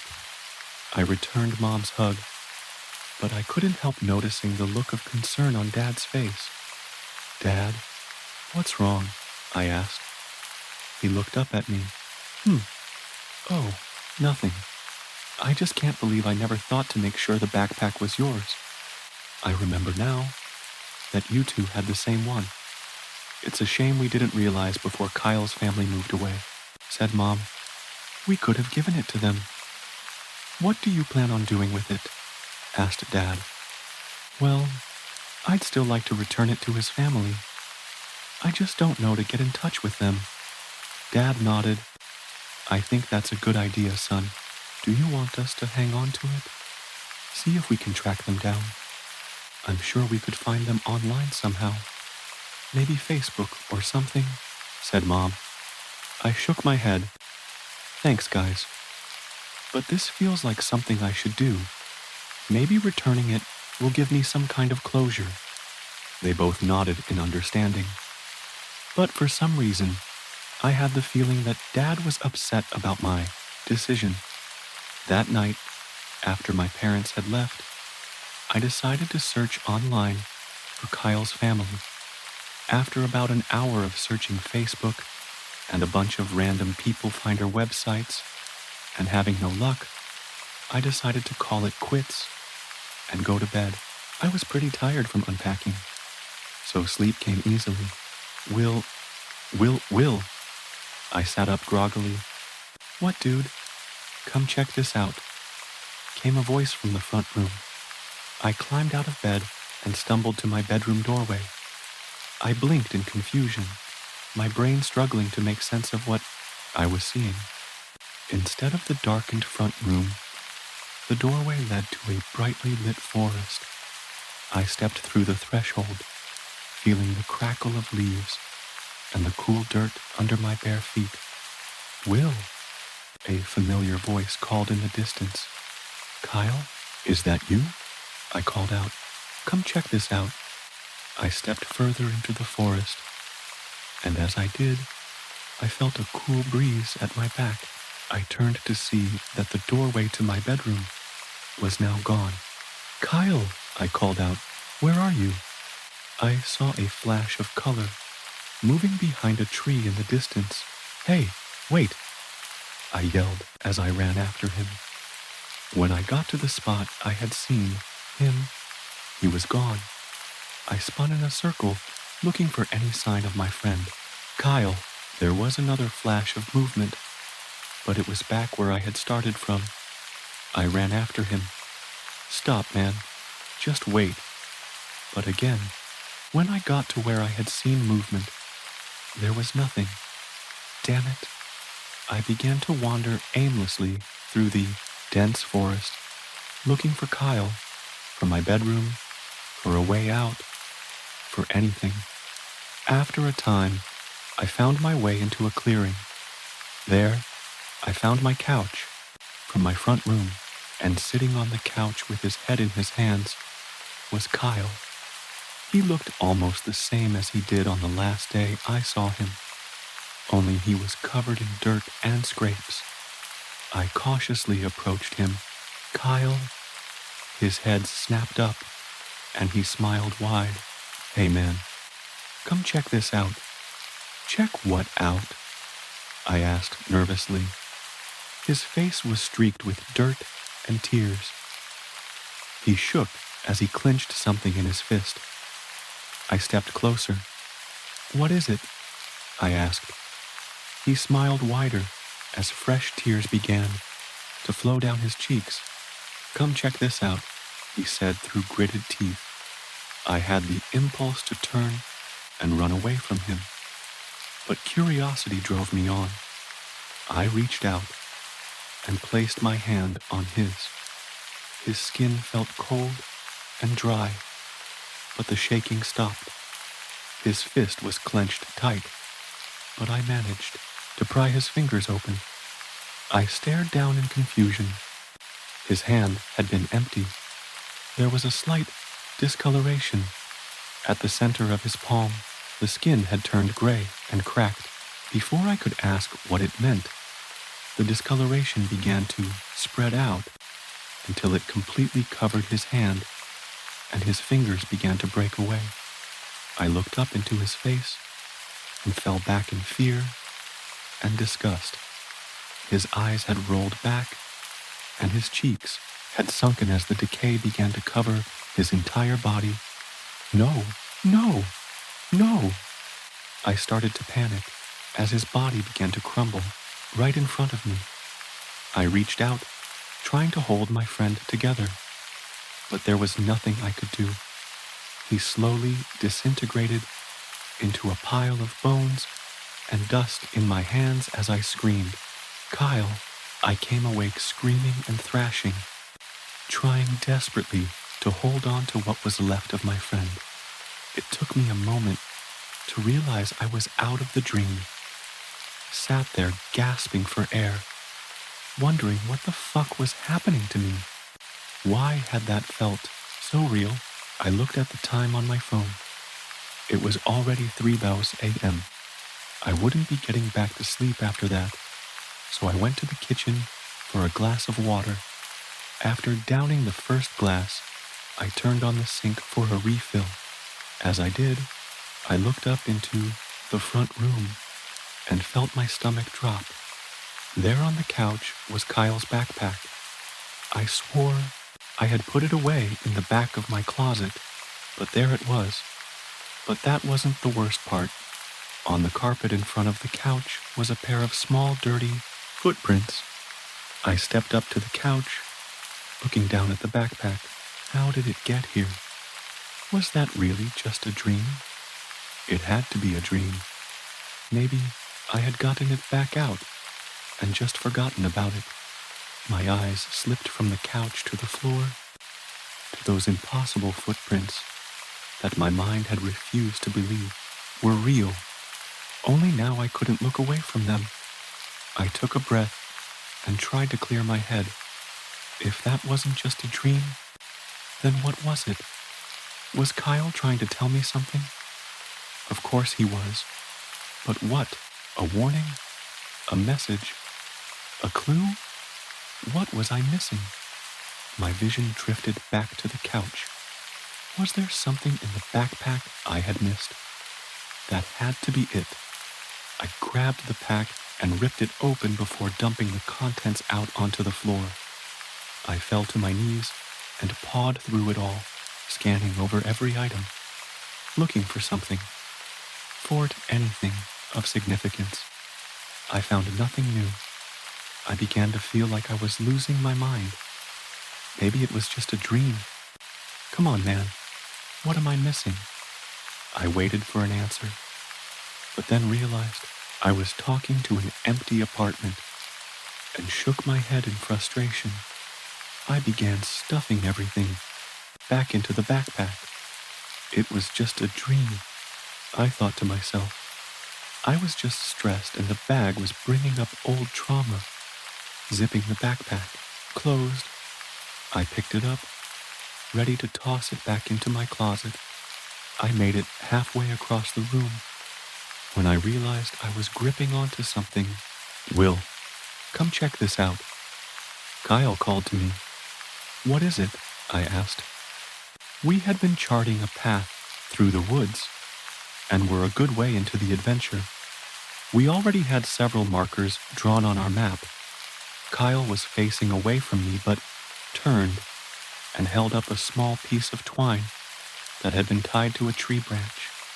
At the end of the twine were several carved beads and what looked like a small piece of bone.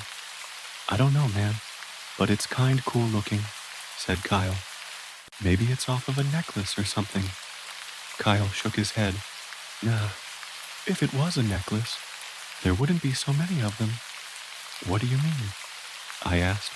"Just look," he said, as he pointed ahead through the trees.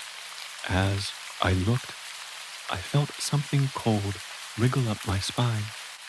There were dozens of strands, dangling from the trees ahead of us. Several held multicolored beads and bones fragments, and a few seemed to hold bits of cloth or hair. I think we should go back, I said, staring ahead. Why? Are you scared? Are the strings gonna get you? Said Kyle, chuckling. Dude, I'm more worried about whoever put them there. Kyle scoffed. Look, man, they are super old. I bet whoever put them there is long gone. Bye now. Let's put this spot with the strings on the map. Then go a little further until we find the next thing to put on the map. Then we can go back. We still have some daylight left. I didn't like it, but I couldn't let him know how freaked out I actually was. All right, but just until we find the next map marker. As we walked through the trees, I did my best to avoid touching the dangling strands. I couldn't believe how high some of them reached. Some had to be nearly to the treetops. Who would go through all this trouble? And why? Suddenly, Kyle came to an abrupt stop right on front of me. I began to ask what was wrong, but he held a hand up to silence me. He pointed a finger to his ear. He wanted me to listen. I stood as still and quiet as I could, straining my ears. For a moment, all I could hear was the wind through the trees. Then I heard it, the sound of someone talking, somewhere off in the distance.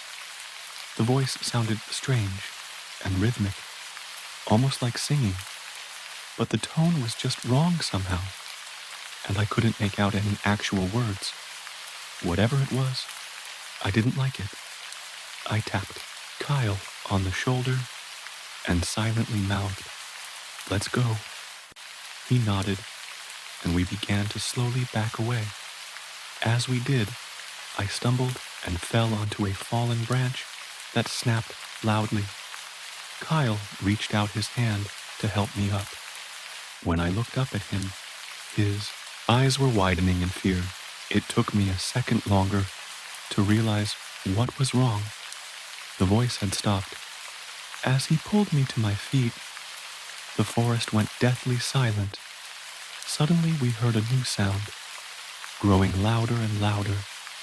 The sound of leaves crunching under running feet. Someone was running through the forest, and they were coming closer. We turned and ran as fast as we could back through the woods, down the paths we had just blazed. I never looked back, but I would have sworn someone was running right behind us. Ahead of me, Kyle tripped over a stump and fell to the ground hard. As he struggled to climb to his feet, I spun, planning on pulling my knife from my belt to defend him. Instead, I spun too quick and fell to the ground next to him. To my surprise, there was no one behind us. Where'd they go? I asked. I don't know. Did you see them? Groaned Kyle, rubbing his ankle. No, I didn't want to look back. Me, neither, man. And what was that singing? It sounded like church music or something, said Kyle. You mean hymns? Yeah, kinda. Anyway, let's get back and tell my dad. We dusted ourselves off and headed back to our campsite. It was starting to get dark. Just as we made it back to camp, Dad already had a roaring fire going and greeted us with sticks for roasting hot dogs. Hey guys, how'd the adventure go? Dad asked. We found some weird stuff in the woods. I think someone else might be out here, I said. Yeah, Kyle interrupted. We heard someone singing, and we heard footsteps running after us. Dad looked at us dubiously. Did you actually see someone? I shrugged. Well, no, but Kyle's right, we heard them, singing and then running after us. And we found these hanging all over the place in one part of the woods, said Kyle, holding out the strand he had shown me. You dumbass, you kept that thing, I exclaimed. Will! Dad snapped his fingers at me. Language. Sorry, I muttered. Dad took the strand of twine from Kyle and examined it. Looks like a Native American artifact of some kind to me. Really? Kyle and I said in unison. Looks like it. Anyway, it doesn't seem like anything to worry about to me, he said. What about the singing and footsteps we heard? Asked Kyle. Dad just shook his head. Boys, the wind through the trees can make some strange sounds, and as far as the footsteps go, there are lots of animals out here. Could have just been a deer or a fox or something. I had to admit, Dad's explanation of things did make me feel a little better. Kyle stuffed the strand back into his backpack and tossed it onto the ground by his tent. With our mood lightened, we cooked and ate our hot dogs and marshmallows. We stayed up late into the night, sitting around the campfire, talking, joking, and telling spooky stories. Eventually, after Dad had stretched and yawned his big, dramatic yawn for the third time, a sure sign that he was ready to get to bed, he stood and said, Okay guys, I'm gonna hit the sack. Stay up as late as you want. Just remember to put out the fire before bed. We told him good night and watched as he climbed into his tent and was snoring within minutes. After a few minutes of silence, I turned to Kyle. Hey man, I think I'm ready for bed too. He nodded. Yeah, I'm barely keeping my eyes open at this point. We stood and kicked dirt over the fire until the glow of the embers was all but gone. Our flashlights lit the campsite in bright beams as we made our way to our tents. Kyle picked up his backpack and tossed mine to me before unzipping his tent. Hey, I said, before climbing into my tent. I know Dad said it was nothing to worry about, but we should take it back tomorrow. Kyle interrupted. I nodded. Yeah, I think we should. Having decided to return the artifact, as Dad called it, we climbed into our tents. Night, Kyle. Night, Will. Sometime later, I heard a noise outside my tent. I was in that place between dreaming and waking, and the sound was distant, indistinct. The noise eventually resolved into something I could recognize. Someone was whispering. I couldn't tell what the words were, though. They seemed far away and muffled. What? I called out, thinking maybe it was Kyle or Dad trying to whisper to me. When I called out, the whispering stopped, and I could hear movement. I came awake enough to sit up and look around the inside of my tent. It had been a full moon that night, so there was plenty of light to show the shadow moving along the outside of my tent. I focused on the figure, sure now that it wasn't Dad or Kyle. It could have just been the distortion of the shadow on my tent's fabric, but it looked wrong somehow. Tall, but hunched over. I wanted to call out for my dad, but I couldn't find my voice. The figure moved on towards Kyle's tent and began whispering again. The voice was horrible. It was full of hatred, both frail and menacing. Most of the whispered words I couldn't understand, but two made their way to the front of my horrified mind. Flesh, thief, they were here for Kyle. I was still too afraid to speak, but I had to do something. Climbing to my feet, I quietly made my way to my tent opening and unzipped it, just enough to peek out. The figure had its back to me.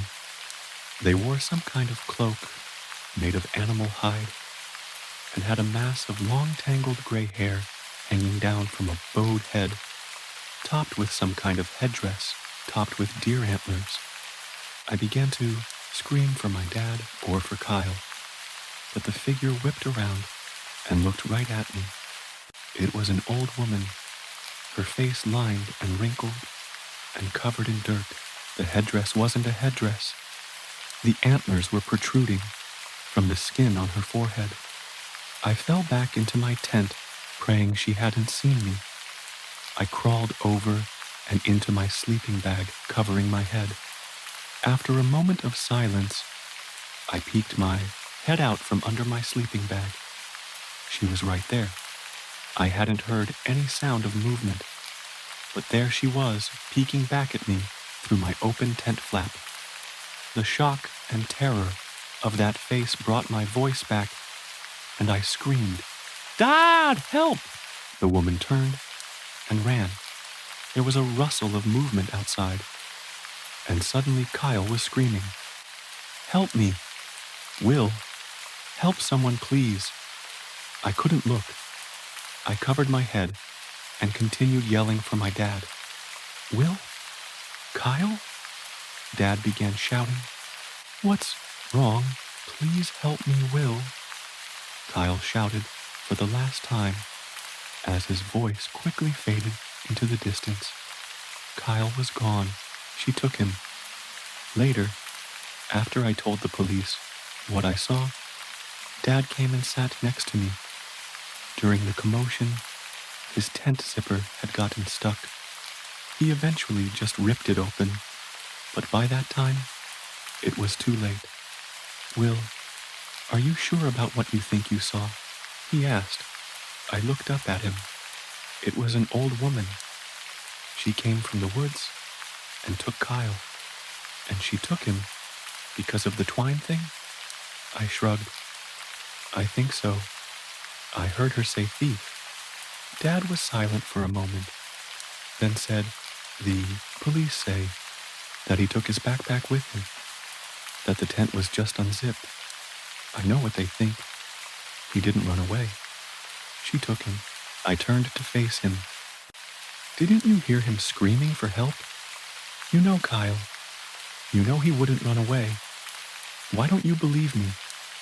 He put his hand on my shoulder. "Son, I can't imagine how you're feeling right now, and I believe that you believe what you're saying. I never saw an old woman, and I only heard you screaming. I don't want to believe that Kyle would run away either, but he had a rough home life. Maybe we don't always know people as well as we think we do." Over the next few days, the police searched the entire forest from end to end. They found no sign of Kyle, no sign of the woman, and no sign of the twine artifacts. After a week, the search was called off. Without a body, Kyle was labeled a runaway. His picture was on the news for a while. His parents went from town to town hanging up missing person posters, but nothing ever came of it. Time passed, and Kyle was forgotten. Somewhere along the way, I started to believe that he had run away, just like everyone said. We are experienced hikers on a weekend trip. One of our friends just disappeared without a trace. He's gone. I startle awake, elbow forcefully jamming into Chris's side as I steal him from his sleep. It was around 7 a.m. when I heard him outside his tent, pacing about on the dry leaves. The noise stopped a short while later. It is now 8:30 a.m. Any traces of Richard, his tent, or supplies have disappeared. What? What do you mean? Chris blinked. Groggily, he squinted as his face emerged from the sleeping bag. "Richard's left. He's gone. Where the fuck is he?" I start scrambling, pulling at the zips on my sleeping bag as I get into a crouching position to leave the tent. The forest floor is untouched.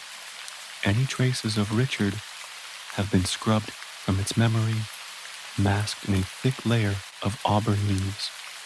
How long has he been gone? Can't have been more than an hour. Is he taking a piss? Chris asks dismissively. No, like he's fucking gone and left.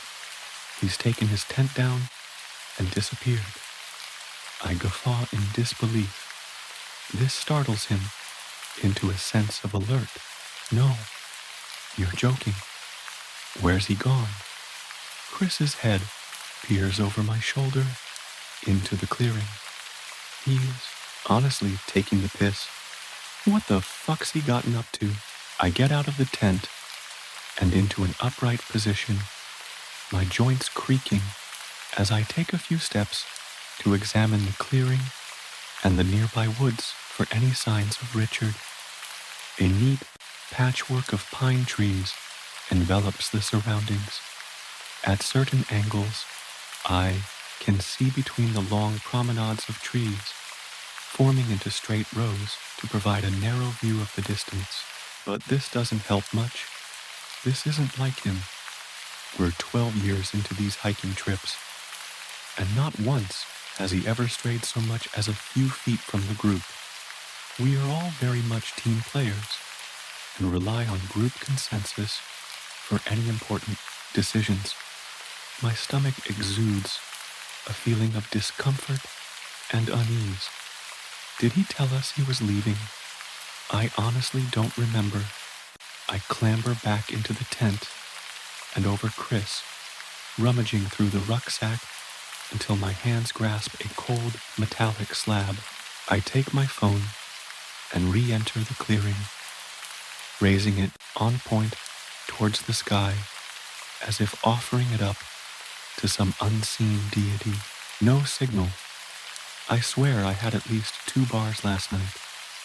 We set up camp here because it's the first place for miles that I received any notifications. I meant to give Jane a message to let her know we were okay. Shit. I'll have to call her when I get the chance. Chris's eyes widen and he starts moving with urgency. Heading back towards the tent, he pulls out a waterproof jacket and fumbles through the pockets for his phone. I was going to show you how these worked, but I got some of those trackers a few months ago. Because of the bag and shit we lost last time, I thought we could put these on all our stuff. Chris's explanations were muddled under the weight of his intense concentration. He stares, unblinking at his phone, hands shaking slightly, as he opens and closes apps until he finds the right one. I think I put 2 in Rich's bag thinking it was mine. I couldn't find them in my rucksack last night. I don't respond, as if not to break the spell of this alchemist working unearthly magic to return our friend. Here, he exclaims, with some confidence, presenting me with phone screen. I see a map, barely a map, more a large, deep green plain with very few details, but I notice some pinpoints in 2 bunches at top and bottom of the display. Chris gestures to the bottom group. This is us, I think, and the ones up there are the ones Rich has got. He taps the screen, and we zoom in on the ones we think to be Richard's. There's no way, I retort. That's 22 miles away. He's been gone a fucking hour. How did he get 22 miles away? Do we even know what direction that's in? Mate, I don't know.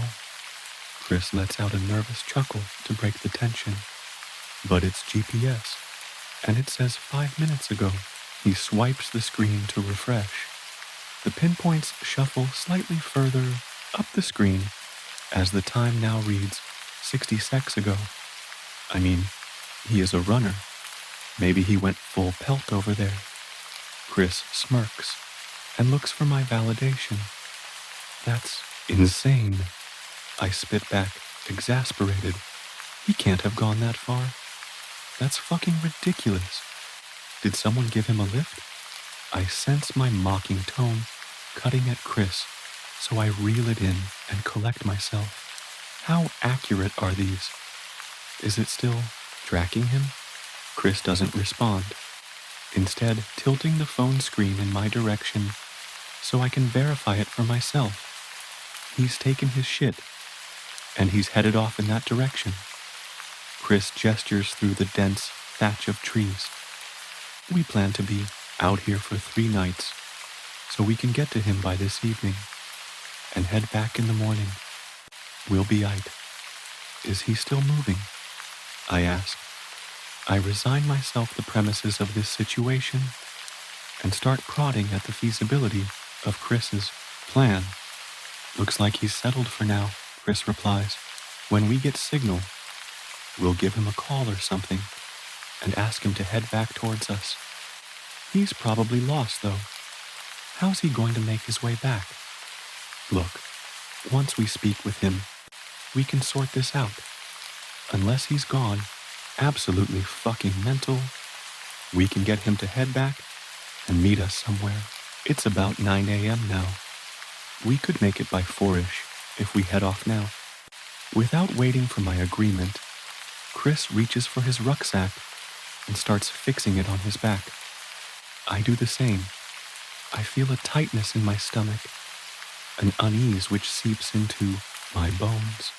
I think of Jane, and I sweep the sky for phone signal in one last hail, merry attempt. No luck. I follow Chris's lead and fasten my rucksack on tight. We head off into the woods in search of Richard.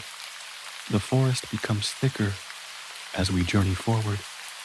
We are slowed by the tangle of dead branches and shallow roots. Carefully, I watch where I step, and I feel a creeping pain in my neck from holding it at such an uncomfortable angle. The cacophony of bugs and insects ring just slightly louder than my tinnitus. We travel in silence for a large part of the journey. When we do speak, we focus entirely on logistics.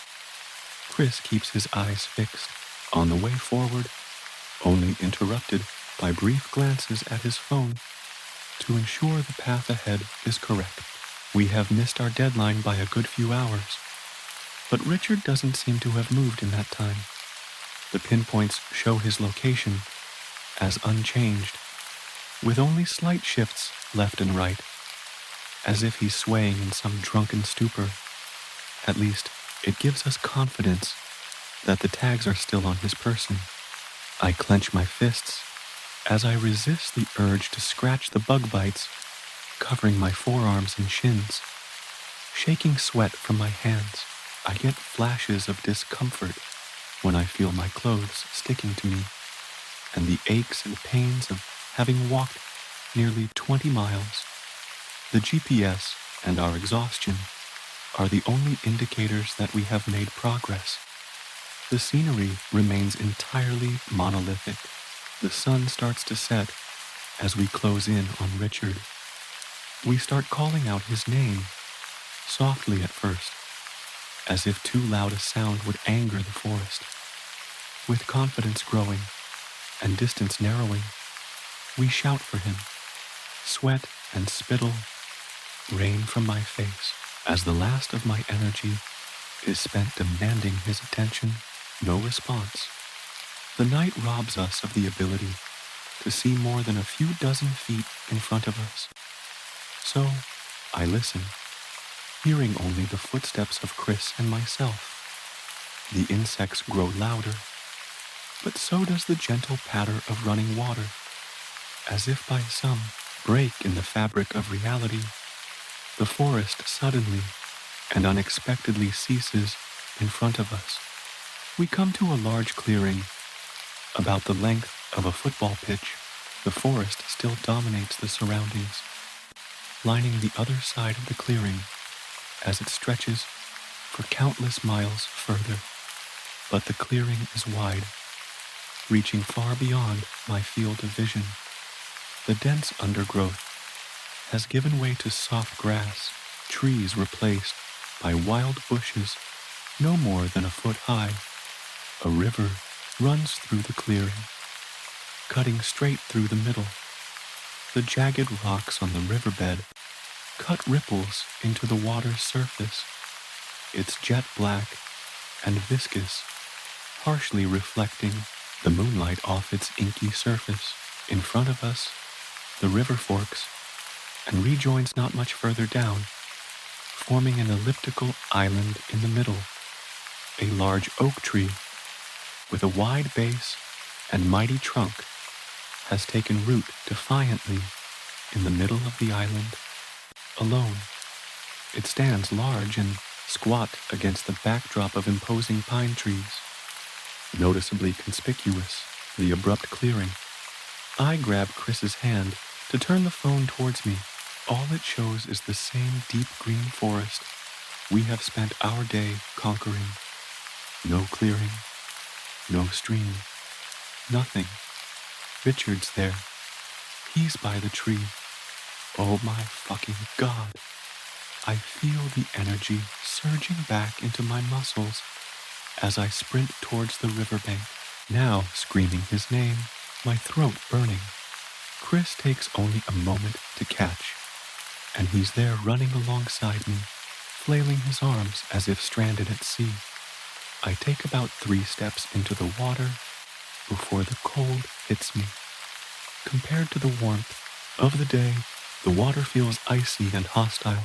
I flinch and retreat a few steps back towards the riverbank. I use this opportunity to get a better look at Richard.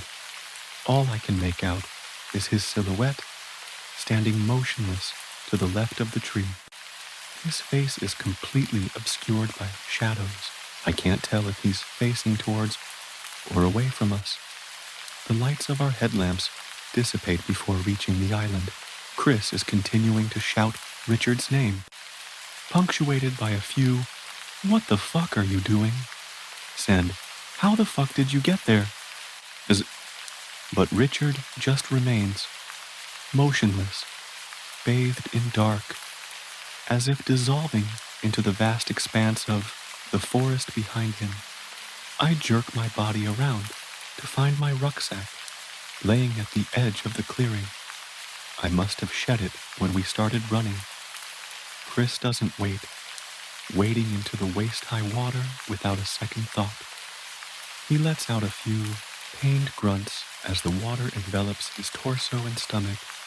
His arms ride abreast the water, and he glides slowly through towards Richard. I'm not far behind him, dragging my rucksack into the water and clenching my teeth as I brace for the first few steps in. We make our way through the water. As the current suddenly picks up, I see Chris bowled over by the sudden force. I brace myself against the current, feeling it surging through me with a tremendous rush of power.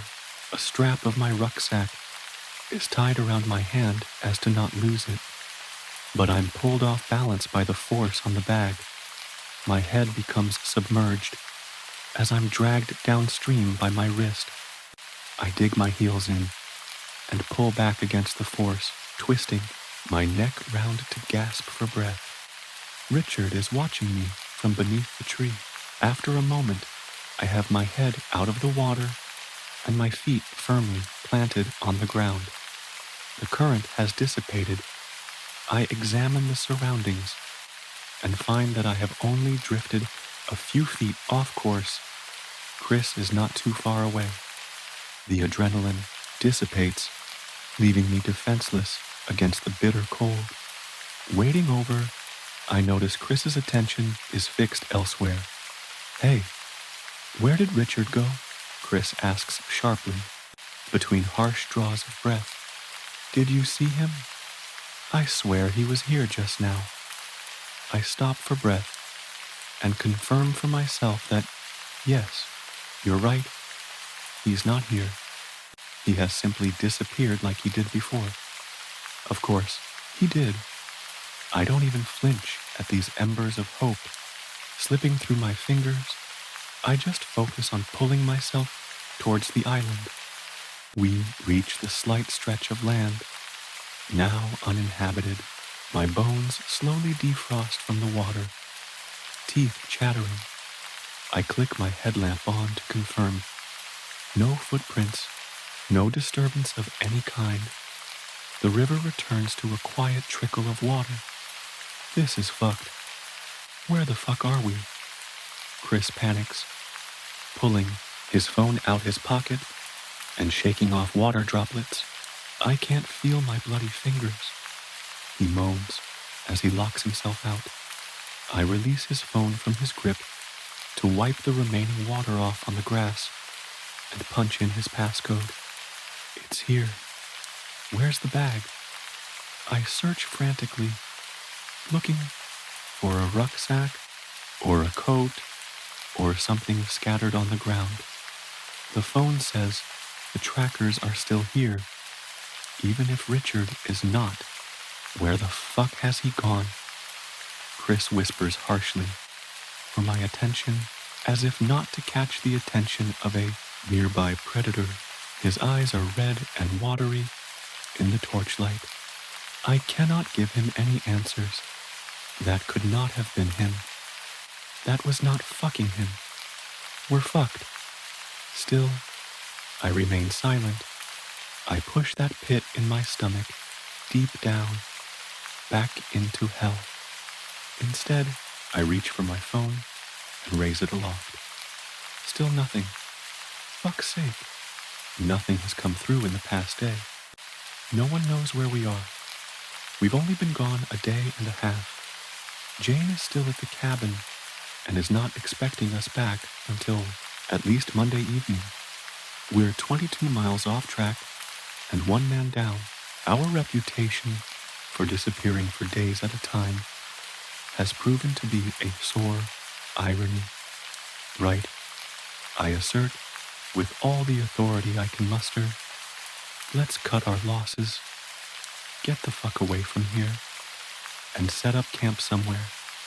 We'll head back as far as we can tomorrow, and if I get any phone signal, I'll call for a rescue team or something. I attempt to instill a confidence in Chris, which is not particularly well-founded. There's no signal anywhere. This place isn't even on the fucking map. Like I said, we're leaving here. We're not staying. We'll set up camp about a mile away and we should get back just all right. I spit with righteous indignation. But we can't just leave Rich. Like we can't just leave him lost out here. He's fucking somewhere, right? Chris pleads with an uncharacteristic meekness. Well, that's his own fucking fault, isn't it? The comment lingers in the air, stinging my mouth with its vitriol. We wait in silence for a moment before I turn to head back. My torch catches the base of the tree. I turn back to illuminate the trunk, where I scan upwards towards the top, resting about head height. I stare at the carvings etched into the wood. Carefully sculpted are angular, geometric shapes, in rows running from top to bottom. I graze my fingers along them, recognizing them to be Norse runes. Up and down, they have been carefully transcribed. I rub my fingertips together, examining the deep red coating they've been gifted. The metallic smell confirms that it is blood. I examine the tree again, and the entire face of the trunk has been haphazardly smeared in the same deep red. A sense of realization washes over me. This must be why Richard brought us here. Chris shuffles over, his blind panic now subsiding into a sense of calm. I know it. These are symbols of protection. They bring fortune and good luck to those who happen upon them. Chris eyes them up and down in silence. We both breathe calmness into our lungs. I retrieve my rucksack from the riverbed and carefully dig through it. I unsheathe a kitchen knife and bring it back to the tree, scanning the bark for any signs of instruction. I rub more blood onto my fingers and examine it closely. It appears that the blood fixes a connection of some kind between the donor and the runes, endowing the traveler with good omens. Chris, unspeaking, presents me with his palm. I look to him for approval before firmly pressing into it and slicing through the center, just above his thumb and across his heart line. He doesn't react. I present mine to him and do the same, digging in to ensure a decent amount of blood. A sense of warmth grows from my hand, up my forearm and into my body. I inhale deeply and hold the moment in my mind. Taking his hand with mine, we press them together, squeezing them with my other hand to strengthen the bond. We both reach for the tree and smear our own deep red paint over the runes. I scan over the markings again and recognize some of them: protection, love, good health. Yes, this is what we need. We are out here in the apathy and brutality of wilderness. These omens will protect us from whatever is lurking. Chris is smiling with his eyes. He knows it just like I do. I reach over and caress his face, smearing a line of blood across his forehead. I turn to study the runes. One calls out to me with an aura of love. Algis. Protection, of course. I clutch the knife and raise it to his forehead, delicately but decisively, carving the rune into his skin. He doesn't flinch, holding the same euphoric expression, but now grinning ear to ear. The job only takes a moment, and once finished, I wipe the drops of blood across his face and cheeks. I pass him the knife and lean forward in excited anticipation. He carves Soelo, sun, into my forehead. Pure ecstasy. We are both overcome with awe at our good fortune. Richard has led us here to bring us out of the forests and into the light, back to our friends and family, waiting for us with open arms. Before my mind can begin processing it, my body starts moving. I'm pulled out of my fatigue by a primal thirst for survival. Stumbling through the forest, I push against the tree trunks to steady my balance and propel me forwards. I don't know where I'm going. Thoughts of Chris and Richard hammer at the door of my mind as uninvited guests, demanding an audience. Their images don't bring me tears, but stress. I need to help myself first. Then I can help them. Licking my wounds out in the arse end of nowhere isn't going to bring a rescue party. I swipe my thumb over the jagged shards of my phone screen and enter the passcode. I open maps and hold it arm's length in front of me, squinting into the dimmed light for a glimpse of my lifeline. No signal, but GPS is working fine. Deep green smear, enveloping face of the phone, no details whatsoever. Fine, whatever. I can tell north from south, like a tit from an arse now. I swivel on my heels, face southeast and keep walking.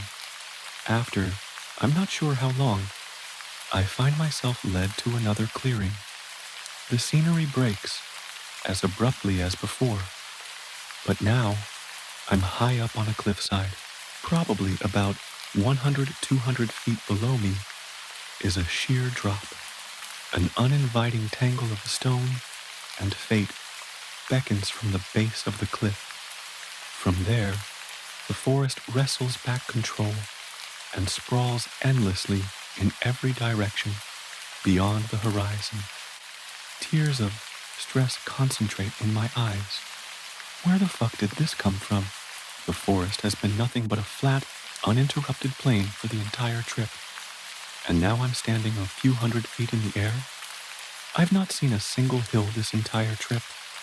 What the fuck is this? I pause to collect myself and decide, on the play. Like the river, the cliff face stretches for miles, on each end. A fault line in the earth, splitting the world into two halves. This is the way forward. The map proves aggravatingly useless. yet again at providing me with routes or alternatives or anything fucking helpful in the slightest. My heart jumps, and I almost drop the phone down the cliffside. The vibration sends tremors up my arm and my entire body into alert. Jane is calling. I stare dumbly at the screen for a beyond reasonable length of time. No emotions penetrate the fortress of my concentration as I raise the phone to my ear. Ed, she asks sheepishly. Honey? Oh my God, I am so glad to hear your voice. Relief washes over me as her voice lights a warm glow of hope. Where the fuck have you gone? Her fury is palpable. The brief flicker of hope has been extinguished, and my soul hollowed out. I've been worrying nonstop for the past 3 nights. Becky is worried. The kids are worried. Is Chris with you? What the fuck were you thinking? I gasp to interrupt, but Jane only builds momentum. You left in the dead of night, 2 in the fucking morning. I called the police. They've been searching for the past 2 days. What the fuck do I tell the kids? A headache burns from my forehead as I stammer a response to stem the tide of anger and accusation. We went hiking. It wasn't. No fucking shit, you went hiking. You took everything. Where have the kitchen knives gone? Becky was crying. The kids are terrified. What the fuck are you doing? My jaw hangs agape, defenseless against the pain of her scorn. I don't know, I'm sorry. But we lost Richard. He went off, and we had to... Who the fuck is Richard? She screams, her volume reaching a fever pitch. I have to pull the phone away from my ear. What the fuck are you talking about? Who is Richard? I start to feel faint and stagger backwards, clutching at my stomach as I resist the urge to throw up. He came with us on the trip, and we lost him, and we went to find him. But Chris, I breathlessly scramble for an explanation. What? Who is this? How the fuck did you end up in the middle of the forest with some random stranger? Where is Chris? Is he with you? No, he's gone. Jane screams in complete hysteria. What do you mean he's gone? What's happening? My hands are trembling, and my mind is vacant. Me and Chris and Richard, we were camping, and we were looking for...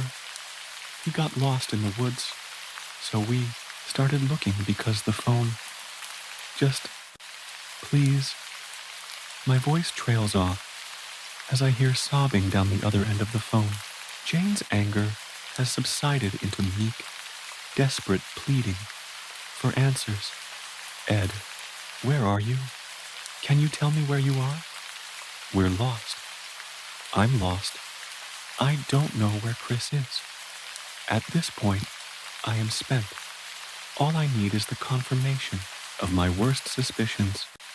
Me, Richard, and Chris left on Friday afternoon and walked about 10 miles into the forest and set up camp. I enunciate each of the details for my own sake as much as hers. It feels like a lie told to myself over and over until I'm convinced it's truth. Ed, you're really scaring me. Who is Richard? We don't know a Richard. We're in the middle of nowhere. How did you meet him? I fall silent at the weight of this question. I hang up, message my location, and put the phone down. I'm lost. Truly and definitively lost. For how long now I do not know. The tethers of reality I clung to have only served to drag me further in. I sit in silt and mud, reeling in the weight of the conversation. I've been lost for a long while. How many of us were there? How many of us were there ever on these trips? Was it 3 or just 2 or 4 or 7.5? Could there have been loads of us in a naked orgy for all I know? Or was I just wanking myself off in the wilderness for a long weekend? Richard and I were groomsmen for Chris and Becky's wedding. We were at university together. He had been out with us every fucking year since we started hiking. What the fuck was she on about? I sit with these thoughts for a while and come to no conclusions. Hugging my knees to my chest, the stress boils over into floods of tears. I wipe my face gaze at the beauty of the forest. From this vantage point, the true might of nature is at full display. Shades of green and black stand defiantly against the amber and gold of the setting sun. A perfect balance of all life, endless space and creation. From here, I am gliding over it, stealing a view reserved only for the birds and the gods. I drift through the next few hours like a ghost amongst the living. The sun has long since set, and seeing anything more than a few feet away is impossible now. Not that it matters really. I tread, arms outstretched, stumbling through the overgrowth, feeling my way through the trees. There's nothing left but to move. Even the wind has ceased caressing my ears with its soft whistling. The silence engulfs me in its firm embrace. Keep going. I tread aimlessly through the forest with only the faintest memory or care for directions. Keep going. Go on, lad. Keep moving. That's it. Steady on. You're almost there. You're on the way home, lad. I can feel it in the distance. You're doing it. You're going. Oh my God. You're going to get home. Bravo, my son. Keep pushing. Keep pushing. You're almost there. You're almost fucking home. You're here. You're here. I see a gentle light through the trees. A red hue bathes the far side of the trees, and long streaks of overgrowth, like a moth, I single-mindedly fall towards it, transfixed. It grows brighter, but I don't squint. In the forest, nestled in a small clearing, no more than a few meters wide, is Richard's tent. The soft torchlight glows from inside, dyed a warm red by its canvas walls, illuminating in all directions the blackness of the forest. It sits peacefully amongst the trees, a promise of comfort in a hostile world. Home. I glide towards the tent, my feet no longer burdened by the traps and snares of the forest floor. My hand strokes the canvas, dispensing fragments of dried blood along its side. I inhale the warmth into my lungs. Crouching down, I reach around the left-hand side of the tent and gently tug on the zipper. It softly purrs as I trace the semicircle of the opening. The canvas door falls away and grants me entry. Everything in here is Richard's, neatly folded and arranged around the floor of the tent. LED lights emit a soft glow, twisted around the tent poles and suspended in the air like fireflies. Richard's books and glasses sit patiently to the right of the tent, next to a flask of coffee and a cigarette. This is a man whom I understand with all my being. 2 sleeping bags lay neatly in the center. Chris is there, sleeping soundly on the floor. A soft happiness fills my body. Chris's chest isn't rising, but he looks peaceful. His eyes are closed, and a satisfied grin decorates his face. I lean closer towards him. He smells wonderful. His hands feel cold to the touch as I rub the stubs of his fingers. Facing away, I lay down next to him, curling into a slight fetal position to allow him to spoon my body. I snuggle my back into his chest as to warm him with my life. Footsteps emerging from the forest move towards the tent, and a shadow appears against the canvas. It stretches high up the walls, either impossibly large or uncomfortably close. It begins circling us, with the crackling of dry leaves announcing every step. The shadow is joined by a second, entering into the parade around the tent. They clap and click in quiet rhythm, slow and soft at first. The sound swells with confidence as another pair of hands join the ensemble. The shadows are accompanied by yet another, which begins murmuring under its breath, clicking in counterpoint to the rest. I lay there in Chris's embrace, watching in quiet contemplation as the performance unfolds. Before my mind can begin processing it, my body starts moving. I'm pulled out of my fatigue by a primal thirst for survival.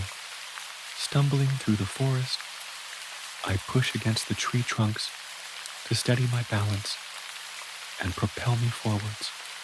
I don't know where I'm going.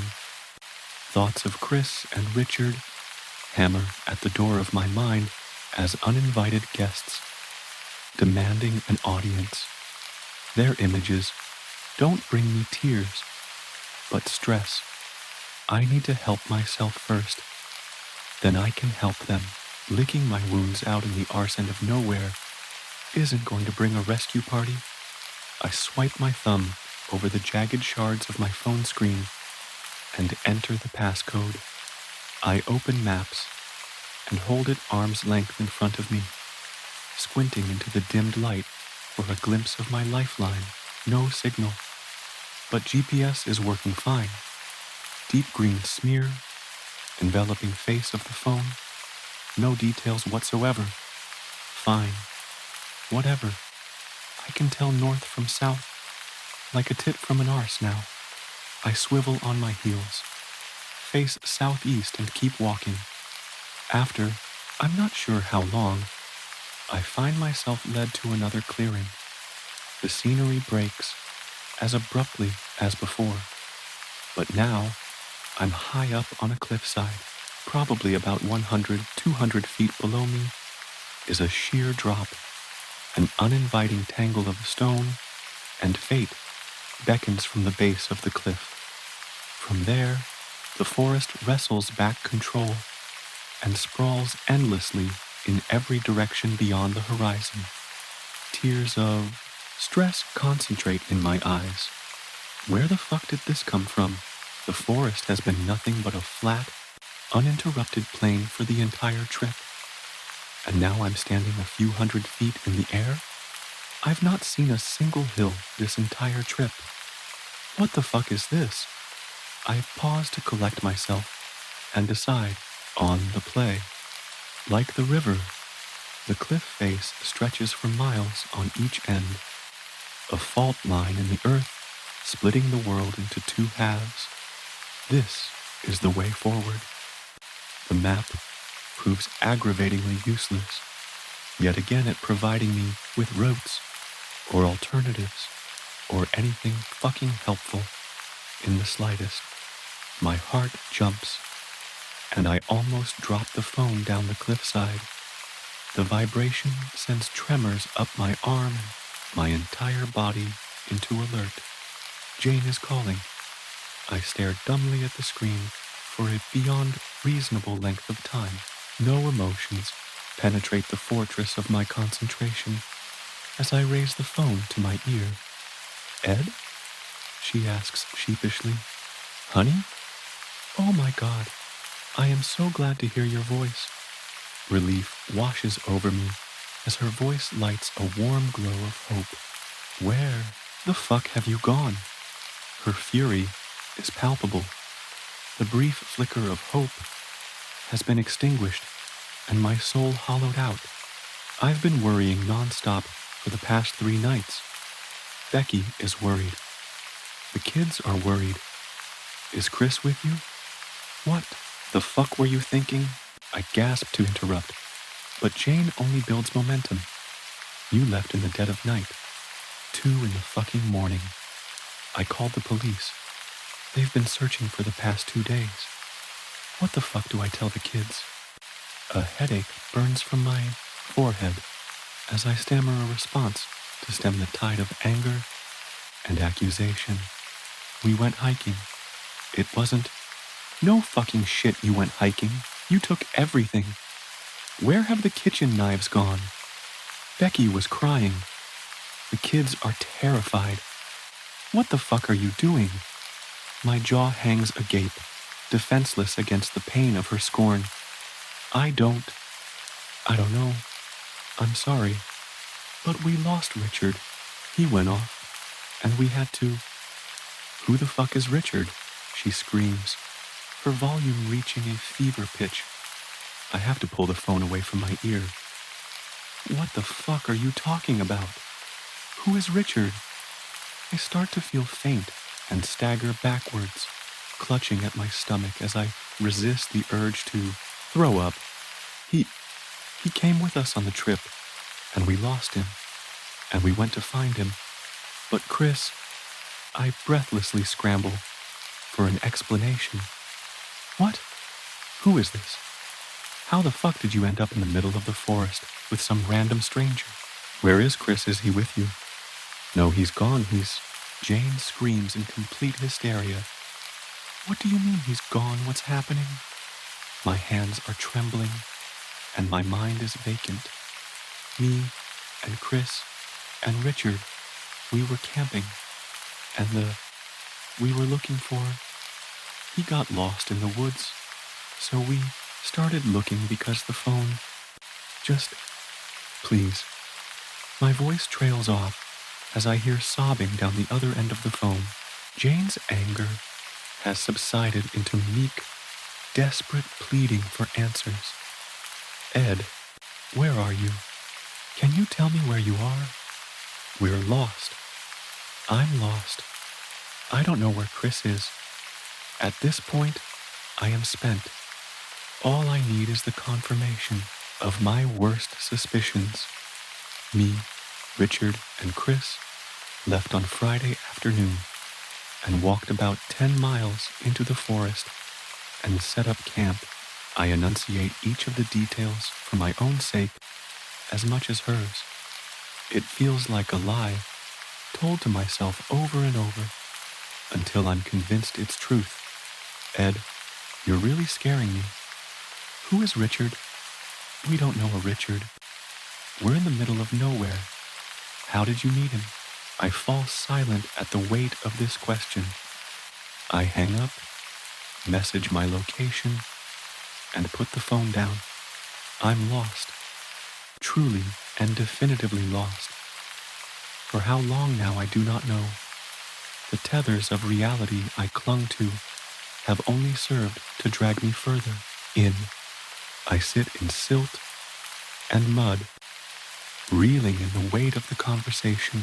I've been lost for a long while. How many of us were there?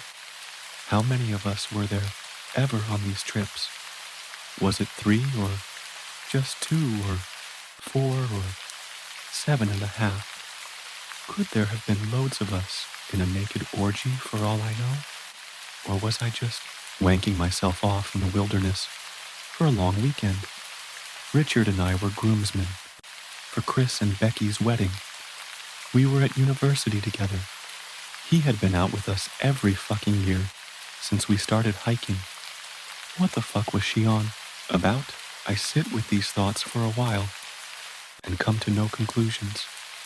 Hugging my knees to my chest, the stress boils over into floods of tears. I wipe my face gaze at the beauty of the forest. From this vantage point, the true might of nature is at full display. Shades of green and black stand defiantly against the amber and gold of the setting sun. A perfect balance of all life, endless space and creation. From here, I am gliding over it, stealing a view reserved only for the birds and the gods. I drift through the next few hours like a ghost amongst the living. The sun has long since set, and seeing anything more than a few feet away is impossible now. Not that it matters, really.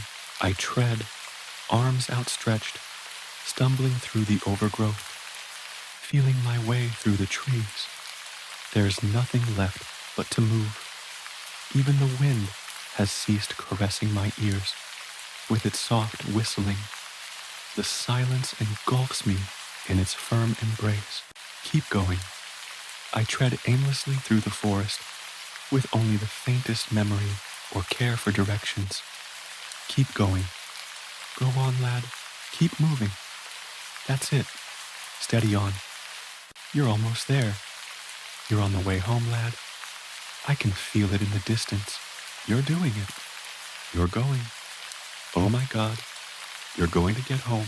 Bravo, my son. Keep pushing. Keep pushing. You're almost there. You're almost fucking home. You're here. You're here. I see a gentle light through the trees. A red hue bathes the far side of the trees, and long streaks of overgrowth, like a moth, I single-mindedly fall towards it, transfixed. It grows brighter, but I don't squint. In the forest, nestled in a small clearing, no more than a few meters wide, is Richard's tent. The soft torchlight glows from inside, dyed a warm red by its canvas walls, illuminating in all directions the blackness of the forest.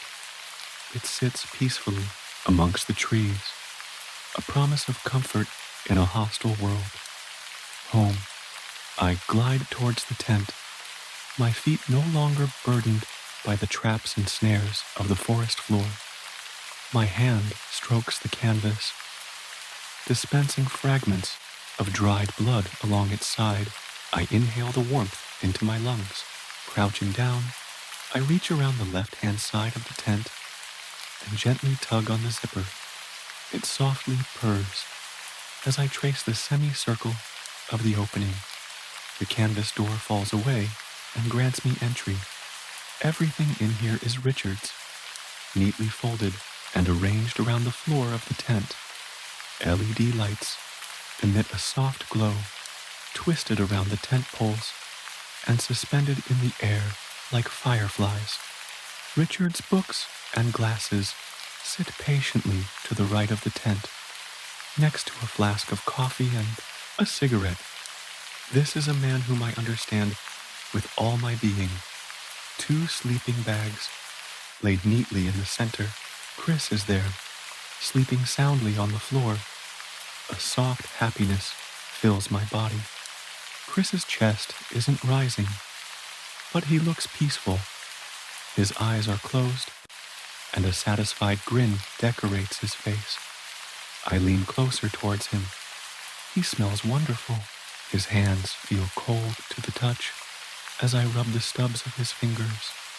Facing away, I lay down next to him, curling into a slight fetal position to allow him to spoon my body.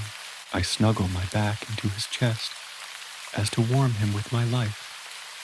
Footsteps, emerging from the forest, move towards the tent, and a shadow appears against the canvas. It stretches high up the walls, either impossibly large or uncomfortably close.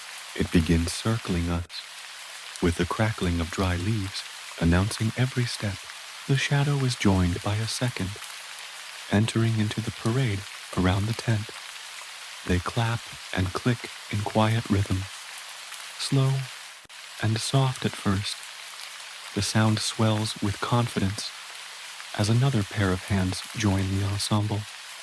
The shadows are accompanied by yet another, which begins murmuring under its breath, clicking in counterpoint to the rest. I lay there in Chris's embrace, watching in quiet contemplation as the performance unfolds. This rhythmic cacophony grows as drums, claps, snaps, shouts, and jeers form a rich tapestry of celebration outside. The shuffling of feet creates viscous, white noise as at least a dozen bodies circle the tent. They all chant in unison, a song, an ancient song. It spins me into a psychedelic ecstasy as I mouth the words along with them.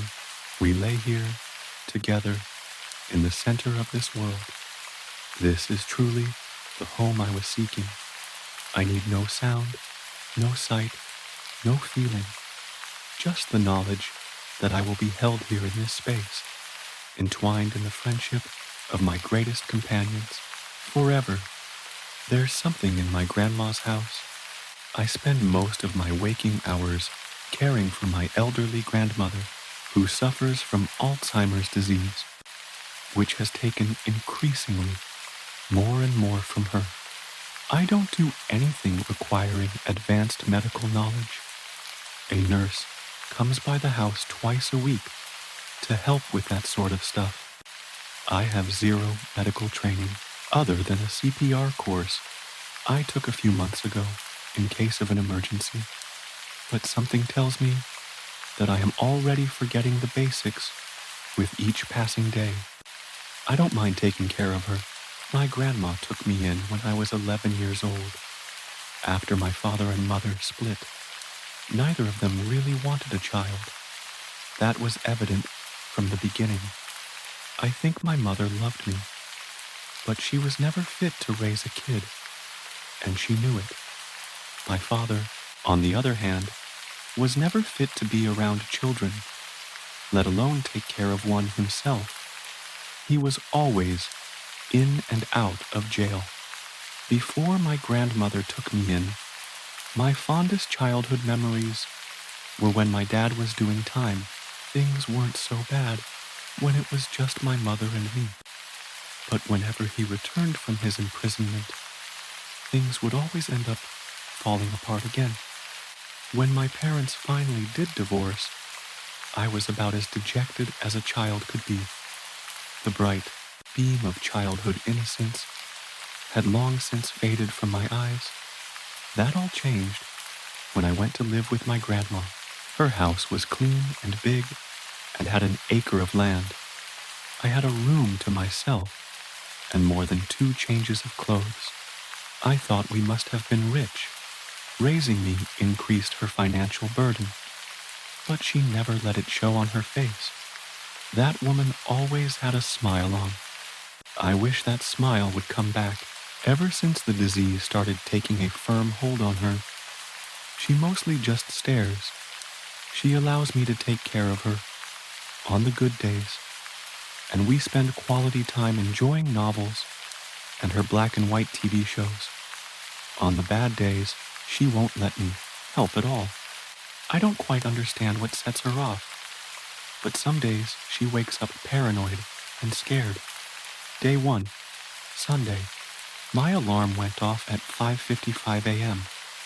What the hell, I thought. I always set my alarm for 9 a.m. Although many old people enjoy waking up earlier than the sun, my grandma will sleep all day if I let her. I usually start my day at 9 a.m., get myself ready, make breakfast, and then get grandma out of bed around 10. So why was my alarm going off at 5:55? I turned it off and rolled over, trying to fall back asleep. But before I could, I heard a crash from upstairs. I live in the basement, and Grandma lives in the master bedroom on the main floor.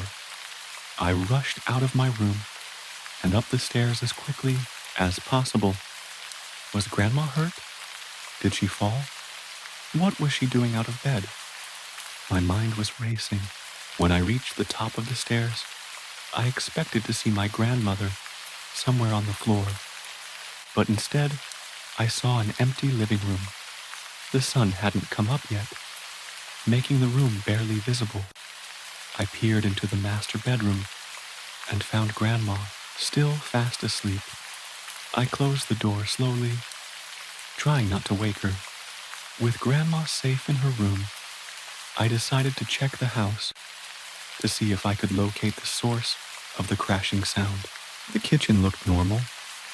except for a knife in the sink, which I was pretty sure I had cleaned and put away the night before. Next, I checked the living room and found a book on the floor.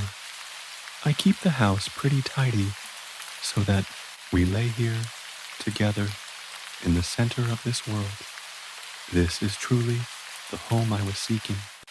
I need no sound, no sight, no feeling, just the knowledge that I will be held here in this space, entwined in the friendship of my greatest companions forever. There's something in my grandma's house. I spend most of my waking hours caring for my elderly grandmother, who suffers from Alzheimer's disease, which has taken increasingly more and more from her. I don't do anything requiring advanced medical knowledge. A nurse comes by the house twice a week to help with that sort of stuff. I have zero medical training other than a CPR course I took a few months ago in case of an emergency, but something tells me that I am already forgetting the basics with each passing day. I don't mind taking care of her. My grandma took me in when I was 11 years old, after my father and mother split. Neither of them really wanted a child. That was evident from the beginning. I think my mother loved me, but she was never fit to raise a kid, and she knew it. My father, on the other hand, was never fit to be around children, let alone take care of one himself. He was always in and out of jail. Before my grandmother took me in, my fondest childhood memories were when my dad was doing time. Things weren't so bad when it was just my mother and me. But whenever he returned from his imprisonment, things would always end up falling apart again. When my parents finally did divorce, I was about as dejected as a child could be. The bright beam of childhood innocence had long since faded from my eyes. That all changed when I went to live with my grandma. Her house was clean and big and had an acre of land. I had a room to myself and more than 2 changes of clothes. I thought we must have been rich. Raising me increased her financial burden, but she never let it show on her face. That woman always had a smile on. I wish that smile would come back. Ever since the disease started taking a firm hold on her, she mostly just stares. She allows me to take care of her on the good days, and we spend quality time enjoying novels and her black and white TV shows. On the bad days, she won't let me help at all. I don't quite understand what sets her off, but some days she wakes up paranoid and scared. Day 1, Sunday. My alarm went off at 5:55 a.m. What the hell, I thought. I always set my alarm for 9 a.m. Although many old people enjoy waking up earlier than the sun, my grandma will sleep all day if I let her. I usually start my day at 9 a.m., get myself ready, make breakfast, and then get grandma out of bed around 10. So why was my alarm going off at 5:55? I turned it off and rolled over, trying to fall back asleep. But before I could, I heard a crash from upstairs. I live in the basement, and Grandma lives in the master bedroom on the main floor. I rushed out of my room and up the stairs as quickly as possible. Was Grandma hurt? Did she fall? What was she doing out of bed? My mind was racing. When I reached the top of the stairs, I expected to see my grandmother somewhere on the floor, but instead, I saw an empty living room. The sun hadn't come up yet, making the room barely visible. I peered into the master bedroom and found Grandma still fast asleep. I closed the door slowly, trying not to wake her. With Grandma safe in her room, I decided to check the house to see if I could locate the source of the crashing sound. The kitchen looked normal, except for a knife in the sink which I was pretty sure I had cleaned and put away the night before. Next, I checked the living room and found a book on the floor. I keep the house pretty tidy so that Grandma doesn't trip over anything, so it was definitely odd to find the book in the middle of the room. I picked it up and opened it. It was a scrapbook, one of the many my grandmother had put together over the years. This one mainly consisted of photos of my mother when she was young.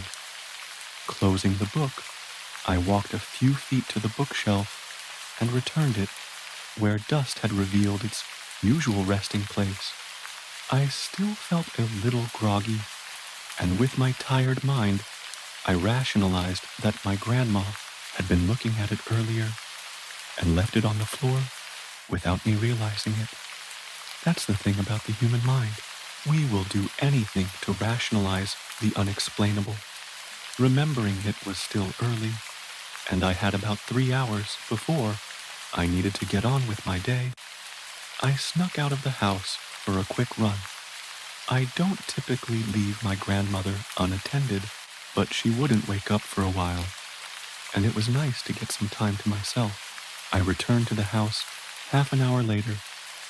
Stepping into the bathroom, I got a text from my girlfriend, Jane.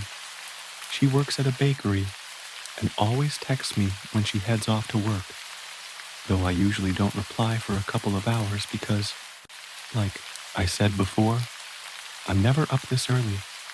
The text read, "Good morning, Paul.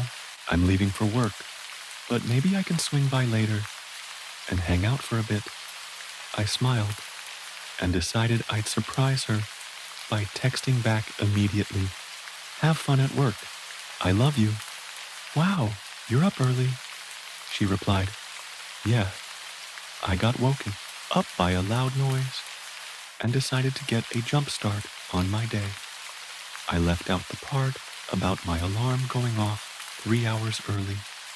When it was time to wake up Grandma, I went into her bedroom softly and turned on the light, but to my surprise, Grandma was already awake. She sat at the foot of her bed, staring at me, not with her usual blank stare, but a fearful one. "Hey, Grandma, what's wrong?" I asked. She didn't reply. She just kept staring at me. I decided to give her some privacy after making sure she was safe. I went to the kitchen to make some breakfast. As I glanced into the sink, ready to wash the knife, I had forgotten about the night before. It was gone. I figured I was tired when I noticed it earlier and was probably mistaken. There is a window above the kitchen sink, which gives a beautiful view of the lawn.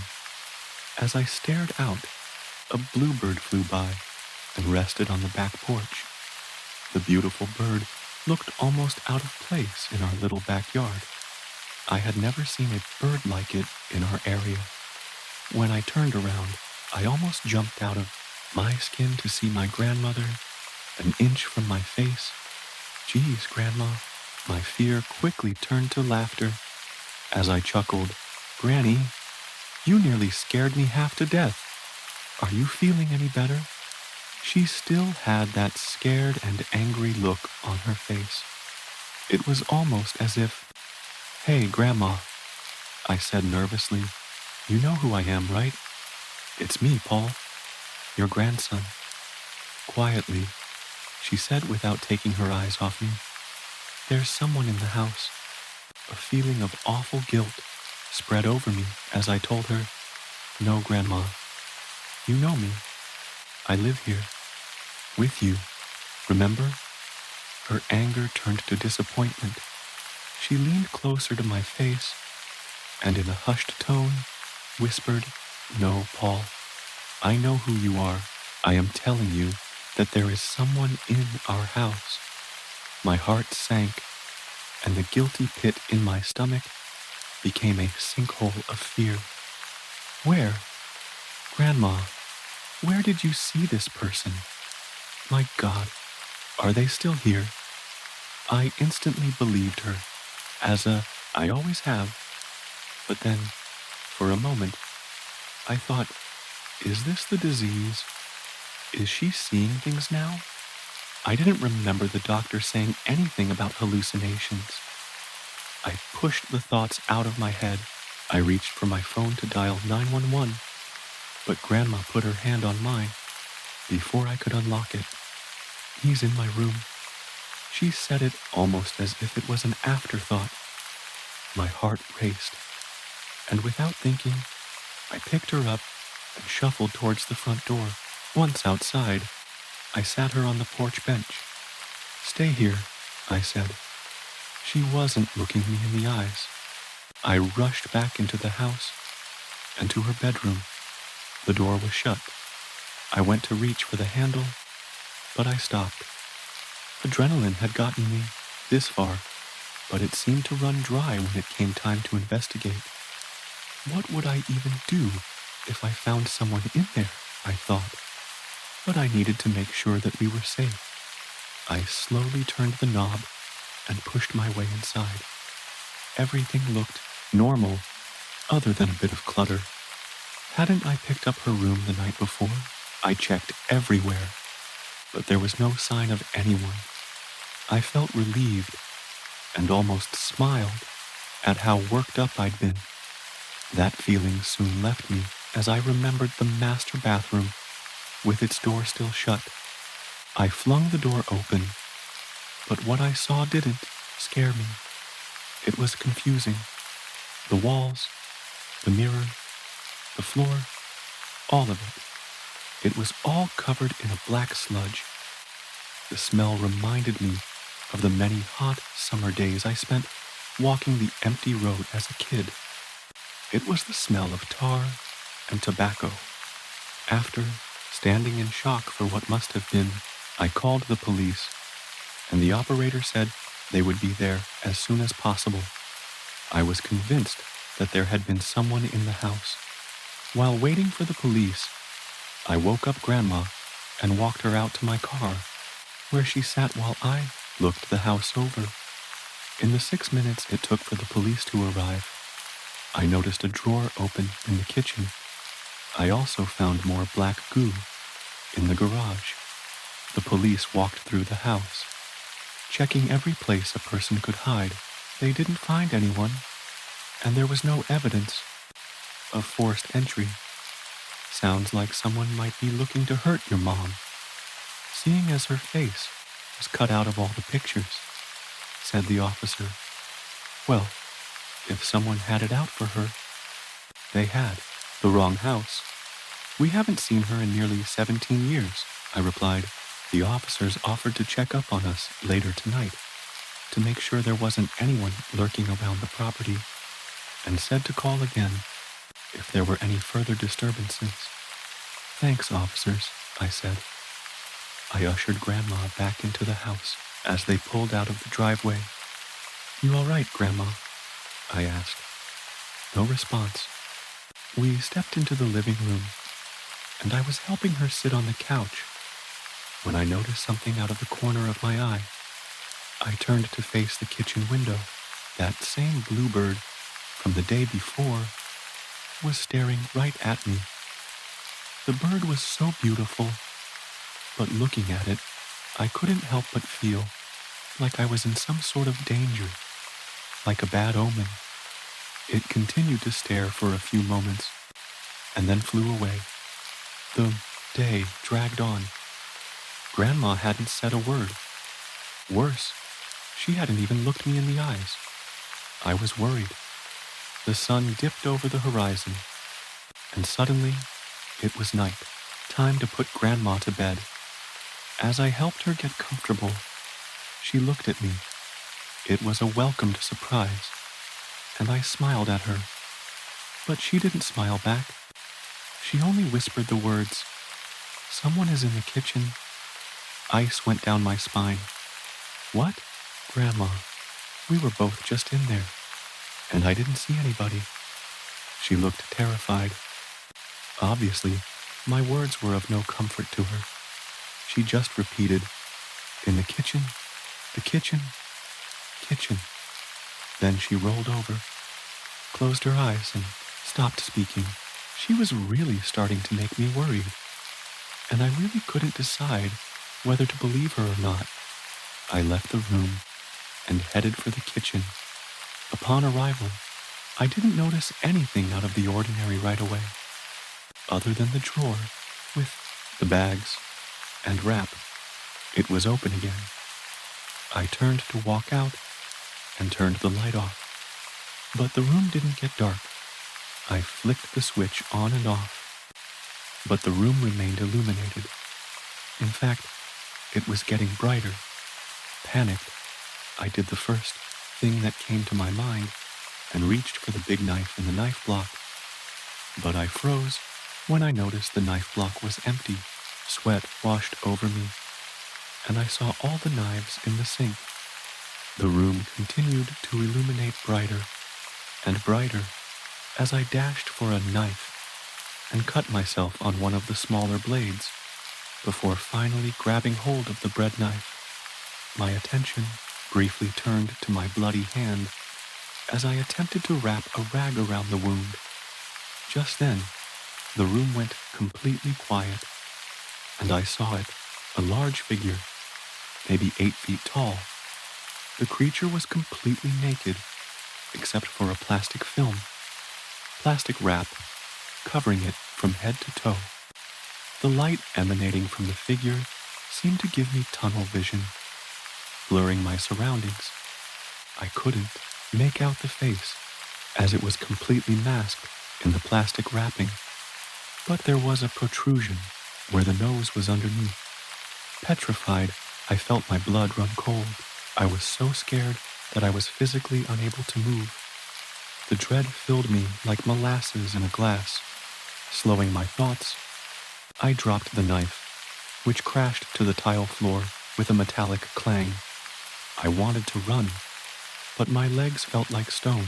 I stared in horror at the bright monster, and just when I thought it might attack, it began to speak. "Fear not, sweet boy." Its voice sounded frail and weak, as if trying to convince me I was safe. It reminded me how an old person might talk to a child, almost mimicking their innocent tone. It continued to speak. "Sweet Paul, sweet Paul, who are you?" I managed to say in a shaky voice. "Sweet Paul, I am your guardian angel, your guide in the darkness, your friend from above." I wasn't convinced. An angel? This thing looked demonic. It was the stuff of my nightmares. Okay. Well, I'm good, actually. I don't need a guardian angel. The angel began breathing heavily, and in a much deeper voice than before, it said, "Yes, my sweet boy, you do." Just then, the knives in the sink flew straight up in the air and stuck into the ceiling. The noise startled me, and I turned to see the knives dangling. With my eyes briefly off the creature, I immediately heard footsteps running toward me. I screamed and turned back to face the monster. Raising my arms to shield my face, I braced for impact, but it never came. I opened my eyes to a dark, empty room. It was gone, and I was all alone. I quickly flipped on the light and grabbed my phone to call Jane. It went straight to voicemail. She must have been asleep. With no one to talk to, I paced around my room until exhaustion took its toll, and I went to bed. Day 3, Tuesday. The next day, my alarm went off at 5:55 a.m. This time, I was ready. I bolted up the stairs before any noise alerted me to action, hoping to catch the creature who had been terrorizing us. I started my investigation by checking on Grandma, asleep. Good, I thought as I shut the door and turned my attention to the rest of the house. The first thing I noticed was the scrapbook on the floor with its pages torn out and strewn across the floor. I needed to clean that up before my grandmother had a chance to see the pitiful state of her treasured photo album. But that would have to wait until I scoured the rest of the house.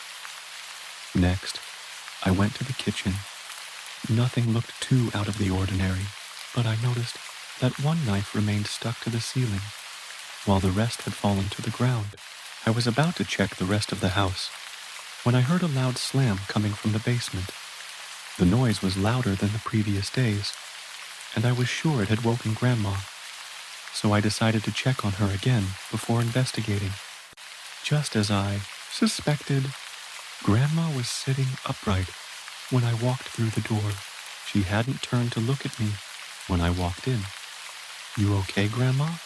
I asked. I wasn't expecting a response since she had been nearly mute the past few days.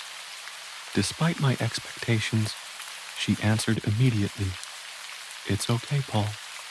They can't hurt us today. Hank will protect us." Hank was the name of my grandfather, who had been dead for over 20 years. I didn't have the heart to remind her of his passing, so I said nothing and walked towards the stairs. As I took the first step down, the loud banging noise repeated, sending a chill down my spine. I went to take the next step, but stood frozen for several seconds. I managed to break through my terror and continue my plunge to the basement. Other than my room, there are 2 other rooms downstairs, a guest bedroom and a family room, which had slowly morphed into my personal man cave over the years. The sound happened a third time, and it was clearing coming from the family room. I peeked my head through the door, but quickly shot back behind the wall. I had expected to see my not-so-angelic guardian angel, but crouched in the middle of the room was something far worse. It was bigger than the angel, maybe 10 feet tall. It had to slouch just to fit in the room. Instead of light, the creature emanated a blinding darkness, which seemed to be battling for space with the soft light of the moon coming through the window.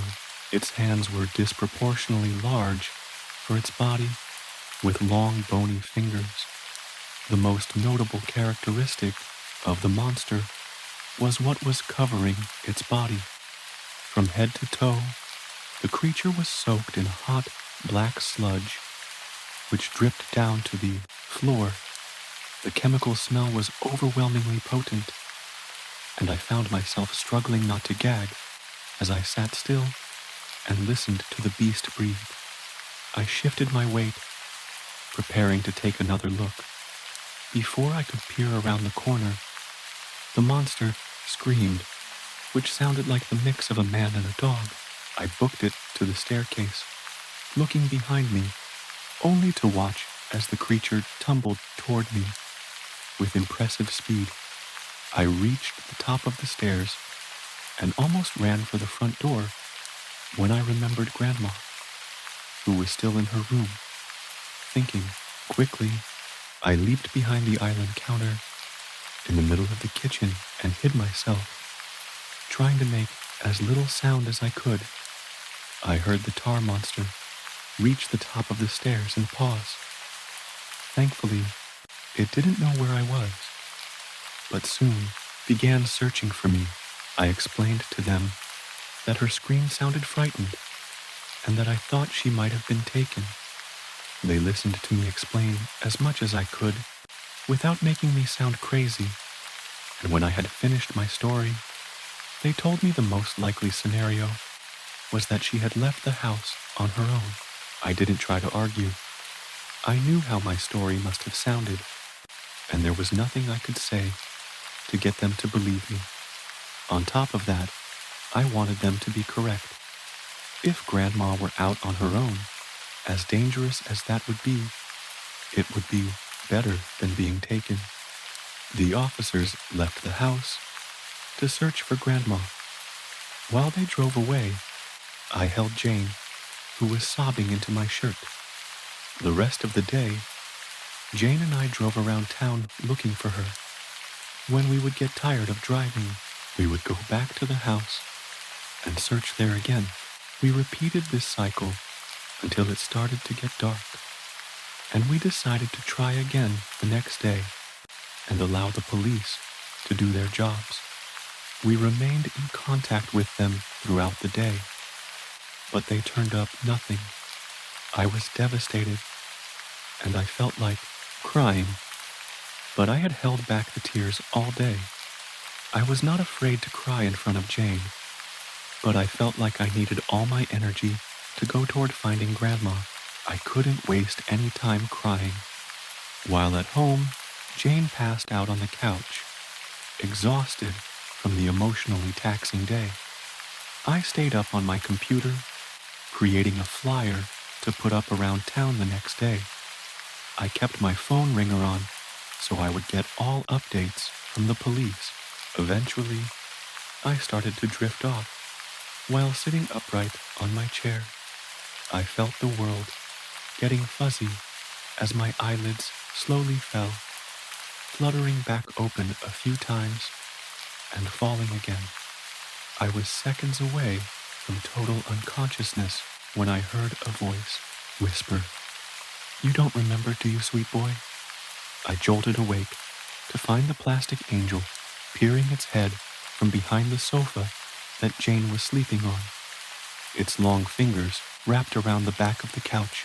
Jane, I managed to squeak out. "Jane, wake up." She didn't move. I knew she was a deep sleeper, but come on, Jane. You need to remember. The angel's voice was shrill, like nails on a chalkboard. "Remember what?" I asked. "You need to remember Paul. You were young. Your mind was easily molded, but it was not the truth." The angel began inching toward me as it continued. "You need to see what you were forced to forget." When the angel had reached my chair, it slowly lifted its pointer finger, which began to glow brighter than any light I had ever seen. The finger landed on my forehead, and I fell into a deep sleep. Years ago, when I was 8, my parents fought a lot. One summer, when my father finished his 3rd stint in prison, he returned home to find that my mother was not conducting their finances the way she had before he went away. She spent more money on groceries and less on pills. She bought me new shoes and even took me to the movies once. This caused them to fight to no end. Whenever they would argue, I would sit outside our mobile home on a concrete slab and wait for it to be over. One day, I sat out in the sweltering sun and played with a group of ants that found a small splash of grape soda I had spilled. I let them crawl on my fingers and then back to the hot ground. The air was wet, making it hard to swallow. The yelling from inside became unbearably loud, so I stood up and began walking. I didn't know where I was walking to. I just wanted to be somewhere safe. After about a half-mile of wandering aimlessly, I saw a girl sitting on a tire swing that hung from a solitary tree. I tried not to make eye contact because I was 8 and girls were icky. As I was walking past, she called out to me, "Hey, kid." Shocked, I turned to see her with a warm smile on her face from ear to ear. "Hi," I replied sheepishly. "Could you push me? I'm not very good at pumping my legs." I felt a little weird about it, but I didn't really have anything else to do.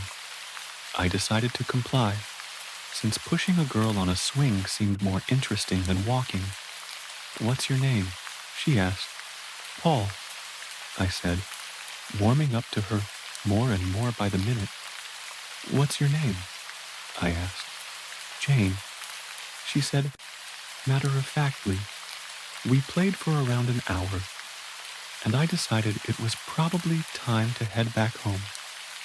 my parents didn't like when I was gone for long. After that day, every time my parents would fight, I'd walk over to Jane's house and we'd push each other on the old tire swing.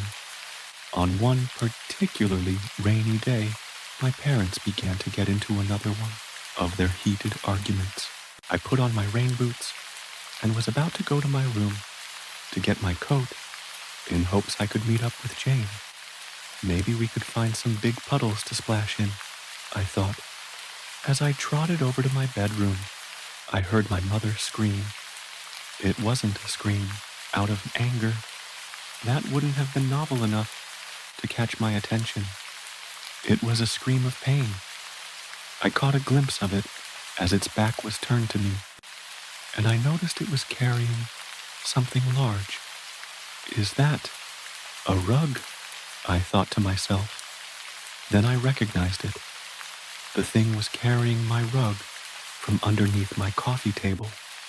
What on earth does it want with that?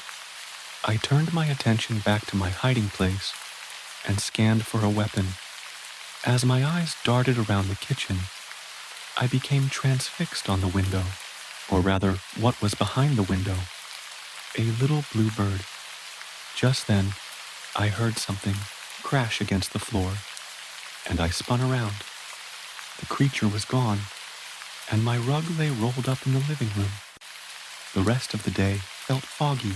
My head was aching, and no amount of acetaminophen could dull the throbbing.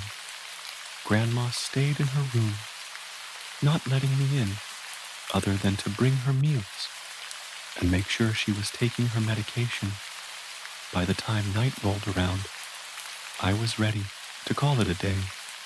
But Jane came over for dinner, and her contagious, unending energy started to rub off on me. So what did you do today? Find any more objects in the weird places? She asked innocently. I had almost forgotten that I hadn't told her about the bizarre monsters I'd been seeing. I thought about keeping it to myself, but I could never lie to her.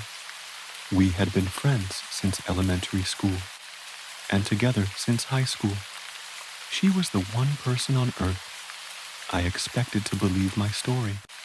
So I told her about the tar monster and the plastic angel from the night before. When I finished, she stared at me with her jaw open. Oh my goodness, Paul. This is just like that show, Ghost Adventure or something. She had a huge smile on her face, which was not the reaction I was expecting. Maybe not just like Ghost Adventures, but it is pretty freaky, I said. We should set up some cameras and catch them the next time they appear. We could be famous or something. She really did seem genuinely excited about the idea. I'd like to see how excited you are when they appear in your kitchen. I shot back, now smiling myself. It's okay, Paul. I'll stay the night to protect you, she offered. Don't you work in the morning? I asked. Nope. We're closed tomorrow, silly. I didn't say it, but I was actually extremely relieved to not have to spend the night alone. I started to get seriously terrified of my own home. Well, it's settled then, I told her. You can deal with the big evil monsters, and I will get some much-needed beauty sleep.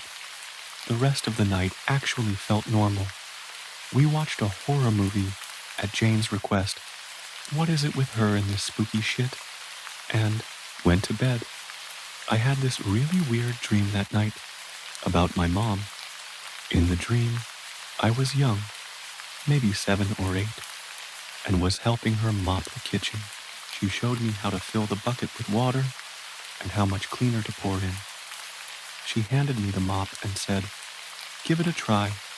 I was so eager to help, I nearly tripped over the mop as I swished it from side to side. We were cleaning up something wet, and I figured maybe I had spilled some grape soda again. And then you dip it into the water again, she told me. I plunged the mop into the bucket and was about to pull it back out when I saw the water turn a light red color. Confused, I looked at the ground I had just mopped and was horrified to see that the liquid I had been smearing around the tile was a thick, shimmering pool of blood. I screamed and looked up at my mother for her to comfort me, but I stumbled backward over the bucket when I saw her as I lay soaked in soap, water, and blood. I watched my mom stare at me with the biggest smile. Her head was bleeding. I shot up in bed, free from the nightmare. I must have been gasping for air because Jane sat up as well and started rubbing my back. Hey, hey, what's the matter? She asked. Catching my breath, I started to laugh a bit as I said, I just had the weirdest, most morbid dream of my life. I was a kid, and my mom was letting me help with chores. But she was bleeding everywhere, and I think that she was going to die. Jane continued to comfort me and said, That is weird. Your mom is fine though, right? I mean, as far as we know? To be honest, I wasn't sure how my mom was doing. The last time I saw her was just before she went to rehab when I was 8. From that time forward, I only communicated with her through letters. When I was 13, the letters stopped. I'm sure she's okay, I said, more to reassure myself than Jane.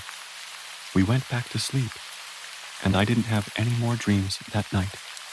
Day 4, Wednesday. My alarm woke Jane and me up at 5:55 a.m. Why did you set the alarm so early? She asked, pulling a pillow over her ears. I turned off the alarm. I didn't set it. It's just been doing that. There should be a loud sound, kind of like banging. In a minute or two, we sat in complete silence, waiting for something to happen. About 10 minutes passed, and I started to feel relieved. Maybe nothing will happen today, I said. Moments later, we heard a scream coming from upstairs. Granny stares on all fours. After a few moments, we ventured outside the pantry. We couldn't hear the monster anymore, and we panted back the oxygen we had lost while holding our breath. Frantically, I ran to the living room. I needed to see what was inside that rug. Something in my gut told me it would be the decayed body of my mother. But when I opened it up, she wasn't inside. Instead was my sweet grandma, still and cold. I let out a sob. Tears streamed from my face, and I began performing CPR, 30 chest compressions and 2 breaths, I remembered. But it wasn't enough. My grandmother, the woman who had raised me most of my life, the only caretaker who ever gave me any sense of stability, lay dead on the floor of our living room. At the funeral a few days later, Jane held me as we cried together. I was a mess. I had never felt the sting of death quite like this before. I had been to funerals before, and they were sad. But this was different. Death didn't just take a life from me. It took my whole heart. Could I really say that death took my grandmother? Sure, death might have been waiting in the wings. But what took her was my past. If I had remembered what my father had done to my mother sooner, would all of this have been bypassed? Did it take the loss of my dear matriarch to deliver the truth? These are questions that I don't think will ever be graced with answers. Everything ended the night my grandmother was taken from me. As they readied the casket to be lowered, a small blue bird perched near the head of the grave. It seemed to bow its head in reverence. Walking back to our car, Jane broke the silence. I haven't smoked in years, but I think I'll need a cigarette today. You want one? She pulled out a pack that I didn't even know she bought. No thanks, I replied. My dad used to smoke 2 packs a day. The night I met the skinwalker. I've never been one for posting my experiences online, but after what happened last week, I feel like I don't have a choice. I need to get this out of my head. Maybe someone will believe me. Maybe someone will know what I'm supposed to do next, because I can't stop thinking about it. It all started when I went back to my hometown in New Mexico. I hadn't been there in years, but my parents still lived in the same house I grew up in, and guilt had been gnawing at me for avoiding them.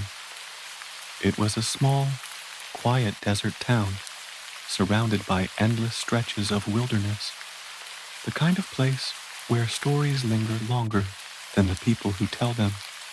One evening, during dinner, my dad mentioned the hiking trails we used to explore when I was a kid. He said they'd reopened recently and casually suggested I check them out, but stick to the main paths, he warned. A lot of strange stuff happens out there. I brushed it off as a typical small-town superstition.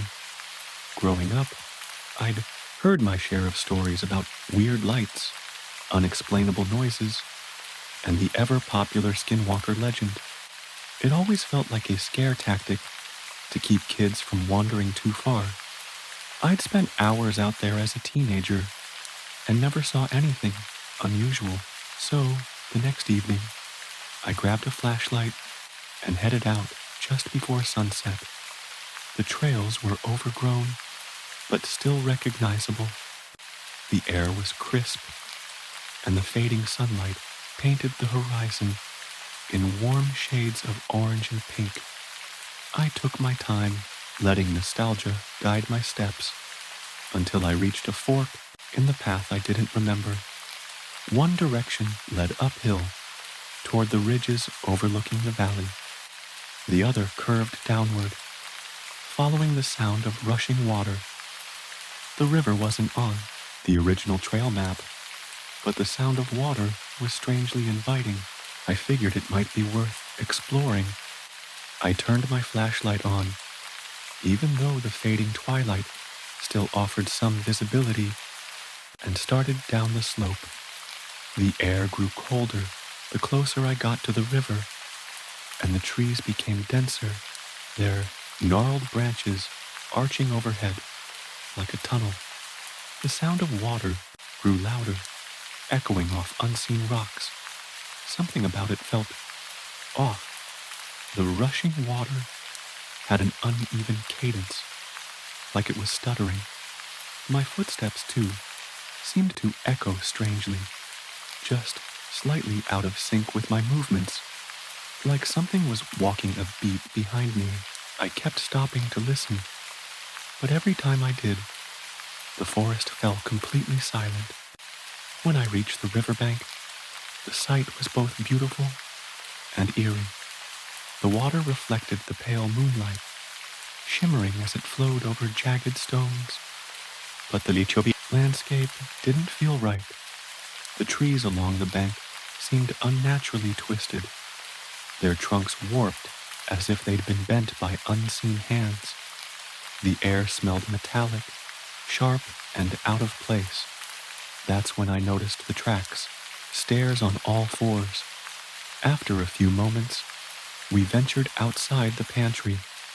We couldn't hear the monster anymore, and we panted back the oxygen we had lost while holding our breath. Frantically, I ran to the living room. I needed to see what was inside that rug. Something in my gut told me it would be the decayed body of my mother. But when I opened it up, she wasn't inside.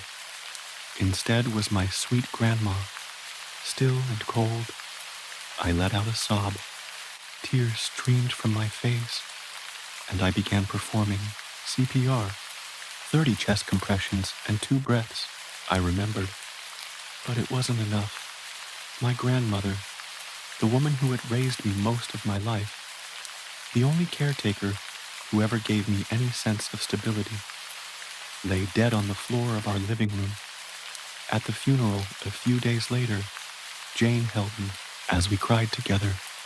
I was a mess. I had never felt the sting of death quite like this before.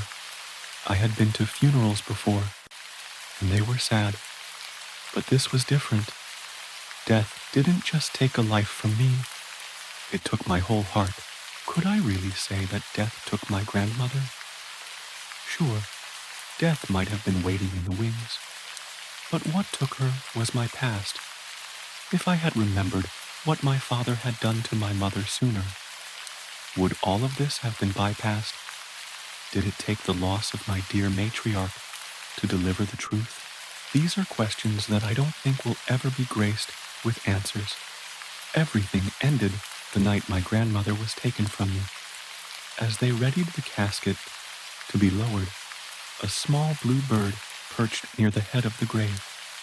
It seemed to bow its head in reverence. Walking back to our car, Jane broke the silence. I haven't smoked in years, but I think I'll need a cigarette today. You want one? She pulled out a pack that I didn't even know she bought. No thanks, I replied. My dad used to smoke 2 packs a day. The night I met the skinwalker, I've never been one for posting my experiences online, but after what happened last week, I feel like I don't have a choice. I need to get this out of my head. Maybe someone will believe me. Maybe someone will know what I'm supposed to do next, because I can't stop thinking about it. It all started when I went back to my hometown in New Mexico. I hadn't been there in years, but my parents still lived in the same house I grew up in, and guilt had been gnawing at me for avoiding them. It was a small, quiet desert town, surrounded by endless stretches of wilderness, the kind of place where stories linger longer than the people who tell them. One evening, during dinner, my dad mentioned the hiking trails we used to explore when I was a kid. He said they'd reopened recently, and casually suggested I check them out, but stick to the main paths, he warned. A lot of strange stuff happens out there. I brushed it off as a typical small-town superstition. Growing up, I'd heard my share of stories about weird lights, unexplainable noises, and the ever-popular skinwalker legend. It always felt like a scare tactic to keep kids from wandering too far. I'd spent hours out there as a teenager and never saw anything unusual. So, the next evening, I grabbed a flashlight and headed out just before sunset. The trails were overgrown, but still recognizable. The air was crisp, and the fading sunlight painted the horizon in warm shades of orange and pink. I took my time, letting nostalgia guide my steps, until I reached a fork in the path I didn't remember. One direction led uphill, toward the ridges overlooking the valley. The other curved downward, following the sound of rushing water. The river wasn't on the original trail map, but the sound of water was strangely inviting. I figured it might be worth exploring. I turned my flashlight on, even though the fading twilight still offered some visibility, and started down the slope. The air grew colder the closer I got to the river, and the trees became denser, their gnarled branches arching overhead like a tunnel. The sound of water grew louder, echoing off unseen rocks. Something about it felt off. The rushing water had an uneven cadence, like it was stuttering. My footsteps, too, seemed to echo strangely, just slightly out of sync with my movements, like something was walking a beat behind me. I kept stopping to listen, but every time I did, the forest fell completely silent. When I reached the riverbank, the sight was both beautiful and eerie. The water reflected the pale moonlight, shimmering as it flowed over jagged stones. But the Lichobi landscape didn't feel right. The trees along the bank seemed unnaturally twisted, their trunks warped as if they'd been bent by unseen hands. The air smelled metallic, sharp and out of place. That's when I noticed the tracks. They were in the mud near the edge of the river, huge, elongated prints. At first glance, they looked human, but something was off about the proportions. The toes were too long, the heel too narrow, and they sank deeper into the mud than any person's weight could justify. I crouched down to get a closer look, and that's when I heard it. A voice. My voice. Help me. It came from the other side of the river, low and rasping, but unmistakably my own. I froze, my heart hammering in my chest. It wasn't an echo. It wasn't the wind. It was me, calling out from somewhere in the trees. Help me, it said, again, louder this time. A desperate, broken plea that sent chills down my spine.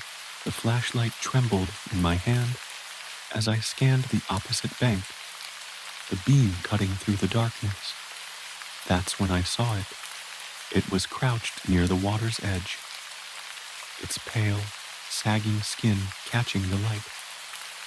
At first, I thought it was a man, but the longer I stared, the less human it became.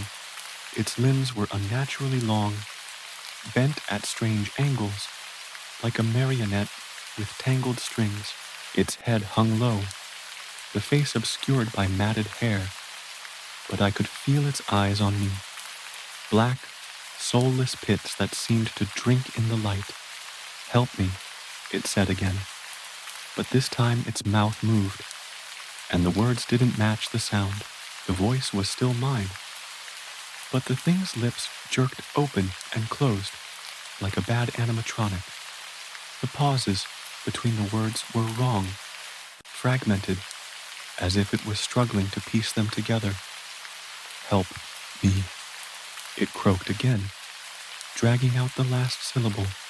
It stood then, rising to its full, impossible height, its head nearly grazing the branches overhead. The skin around its joints cracked and stretched as it moved, like it was wearing a suit. That didn't fit. I stumbled backward, my foot catching on a root, and fell hard into the mud. The flashlight slipped from my grip, rolling a few feet away. In the chaos, I looked back across the river, but the thing was gone.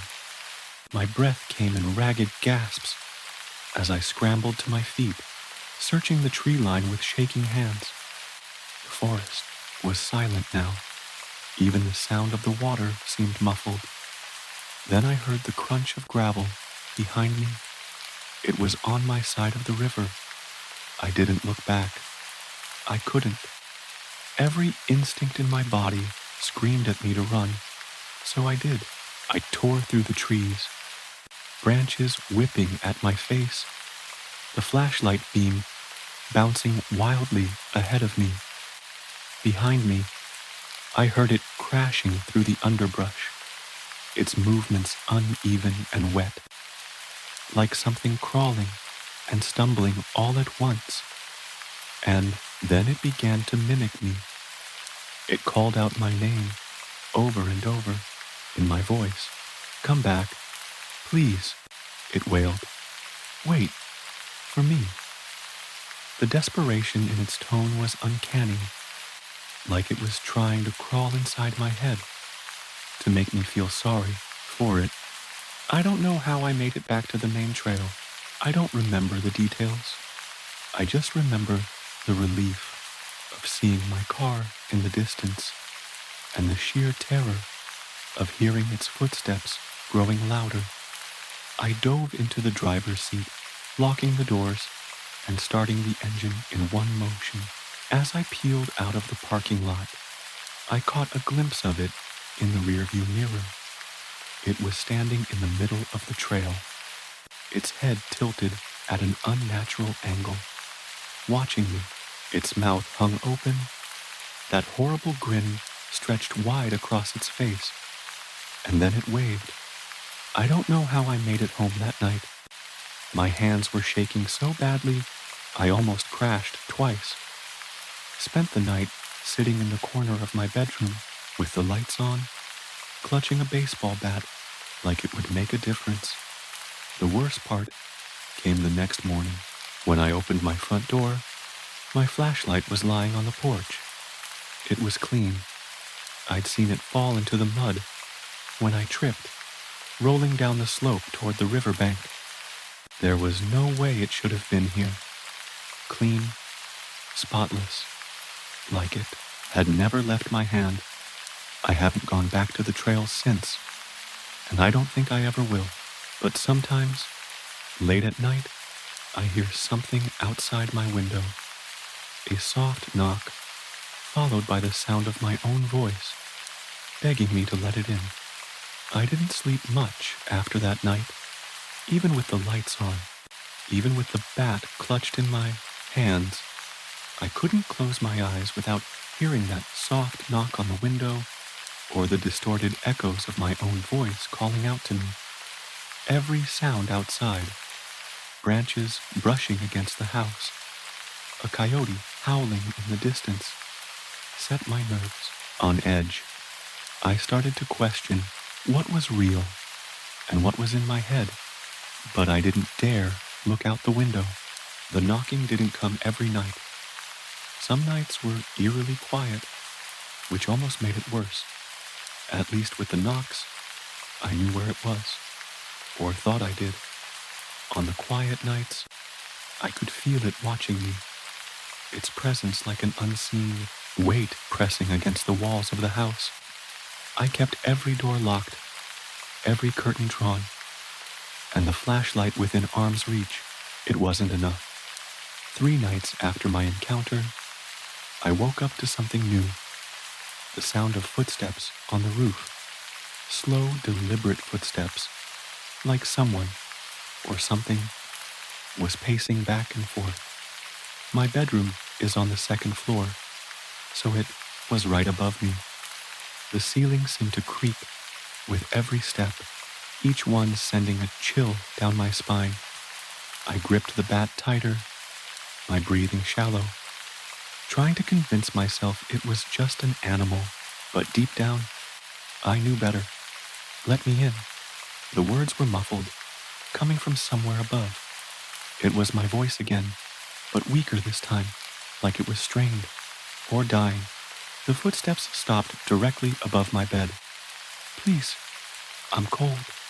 It spoke again, but this time, it wasn't just my voice. There was something else beneath it, like a guttural growl, trying to mimic human speech. I clamped my hands over my ears and squeezed my eyes shut, willing it to stop, willing it to go away. The pacing resumed, faster now, erratic, like it was angry, and then it was gone. Morning brought no comfort. There were no signs of footprints on the roof, no damage, nothing to prove I wasn't losing my mind, but the smell, that metallic, coppery tang, still lingered faintly in the air. It was the same smell from the river, the same smell that clung to the skinwalker. It was real, and it wasn't leaving. I thought about telling someone, but what would I even say? No one would believe me, not without seeing it for themselves. Even then, would they? I debated leaving town, driving as far away as I could, but I had this gnawing feeling that it wouldn't matter. It had found me once. It would find me again.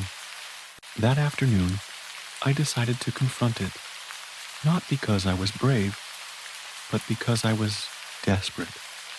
I needed to know if it was real, if it was still watching me, or if I was losing my grip on reality.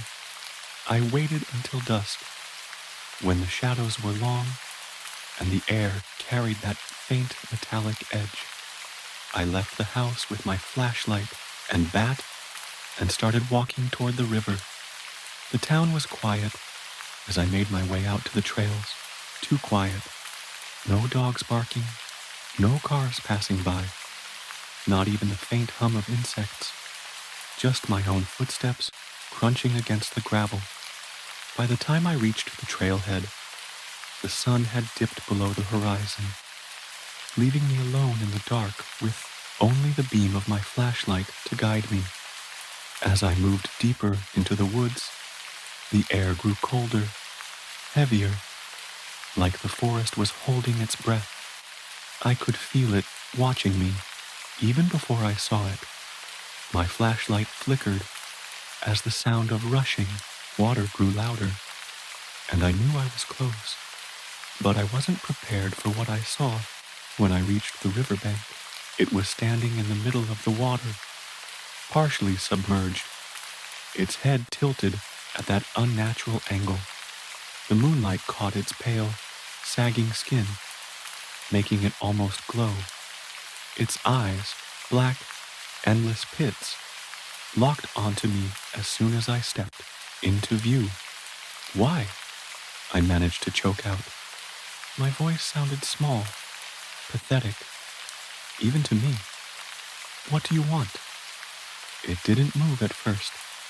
It just stared, its expression unreadable.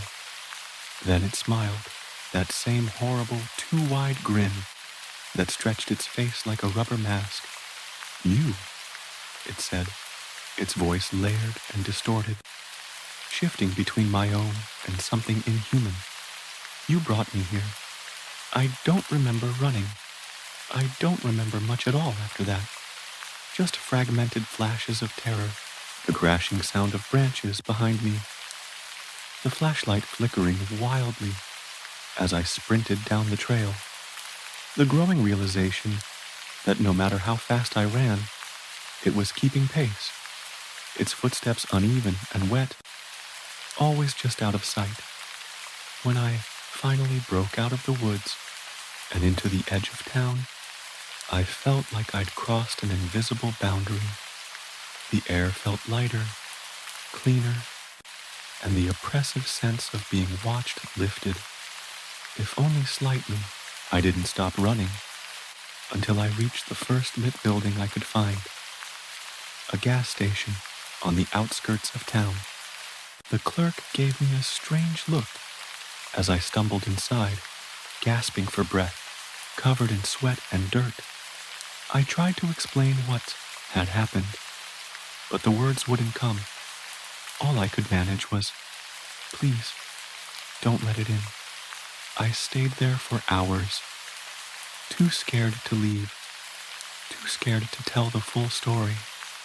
The clerk humored me, locking the doors and keeping an eye on the windows, though he clearly thought I was crazy.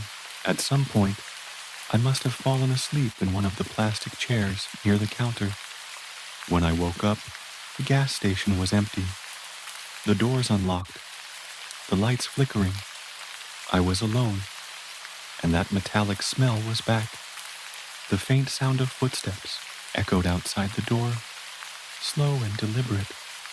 I held my breath, praying it wouldn't come inside, and then the lights went out. If anyone has heard of something like this, please let me know. I don't know how to make it stop, and I'm running out of places to hide. Frozen shadows, ice fishing, had always been a tradition for us. Me, Mark, and Eric. Every January, we'd pack up the gear, pile into Eric's old truck, and drive out to the frozen lake that sat miles away from the nearest town. The lake was quiet, almost forgotten, but that's what made it special. That year, we arrived just as the sun was setting, painting the snow-covered world in shades of orange and pink. The air was bitter cold, sharp enough to bite through the thickest coats.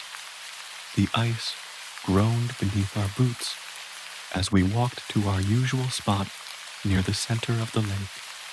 We drilled our holes, set up the lines, and cracked open a few beers, talking about everything and nothing as the stars blinked into existence. The only sounds were the distant moan of the wind and the occasional creak of the ice shifting beneath us. It was Mark who first noticed something strange. "Do you see that?" he asked, pointing out toward the far edge of the lake. I followed his gaze and saw what he meant. A dark shape, tall and thin, was standing near the tree line. It was too far away to make out any details, but it wasn't moving. "Probably just a tree," Eric said, brushing it off. "Don't let your imagination get to you." But as the hours passed and the moon climbed higher, the shape didn't go away. Worse, it seemed, closer. I tried to focus on my fishing line, telling myself it was just a trick of the light, but the unease was impossible to ignore. The temperature seemed to drop even further, the wind carrying whispers that didn't belong. Then it happened. The ice beneath us let out a long, low groan, louder than before. We all froze, staring at each other. Mark's lantern flickered, its flame sputtering as if gasping for air. "Did you feel that?" I asked, my voice barely above a whisper. Eric nodded, his face pale. "The ice, it's thinner here than it should be." And then we heard it, a wet scraping sound, like nails dragging across the frozen surface. "Something's out there," Mark said, his voice trembling. The dark shape at the edge of the lake was gone. Before any of us could say a word, the scraping grew louder, closer. I turned just in time to see a figure rise from the hole in the ice behind Mark. It wasn't human, not entirely. Its limbs were too long, its eyes too wide, glowing faintly in the dim light. "Run!" I screamed, but the ice cracked beneath me as I stood. Mark didn't move fast enough. The thing lunged, its skeletal hands dragging him into the freezing water. His scream was cut short as the lake swallowed him whole. Eric and I bolted, the ice groaning and splintering beneath our feet. I didn't dare look back, not even when I heard the sound of something crawling out of the water, its nails scraping against the ice. We made it back to the truck, slamming the doors and peeling out of there as fast as Eric's truck could go. We never went back to that lake. Mark's body was never found. Behind the mirror, I live in a 5-story apartment complex, and my bathroom has an odd setup.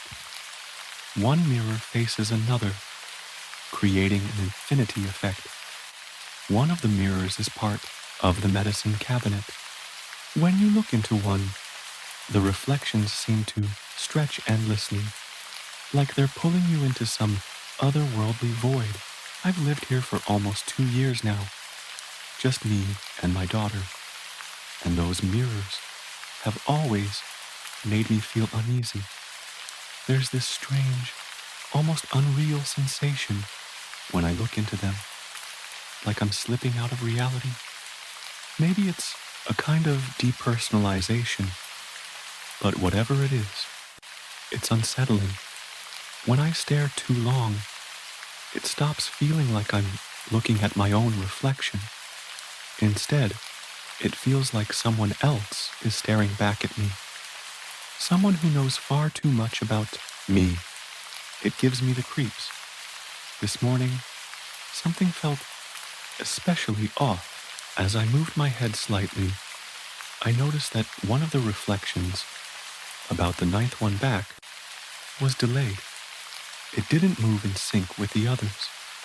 For a split second, it just stood there, watching, before catching up. I brushed it off. Sleep deprivation can play tricks on your mind, and having a newborn means I'm running on fumes most of the time. That night, after putting my daughter back to bed for the 3rd time, I went to the bathroom again.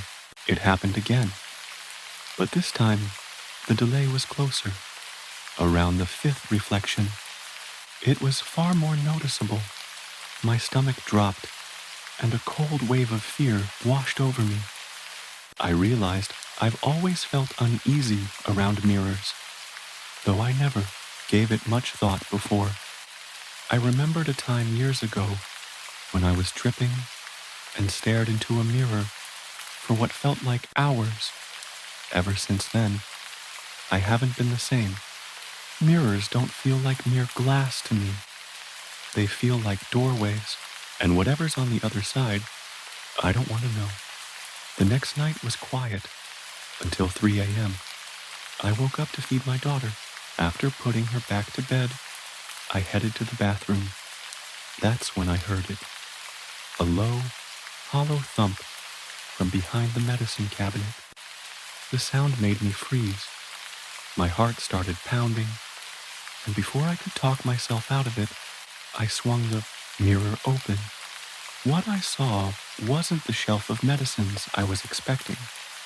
There was no shelf. Instead, there was a gaping, dark hole that seemed to stretch back endlessly, and standing in the center of that void was a figure.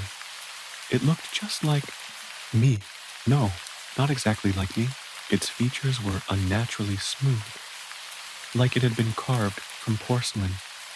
Its eyes were pitch black, deep, empty voids that seemed to swallow the dim bathroom light.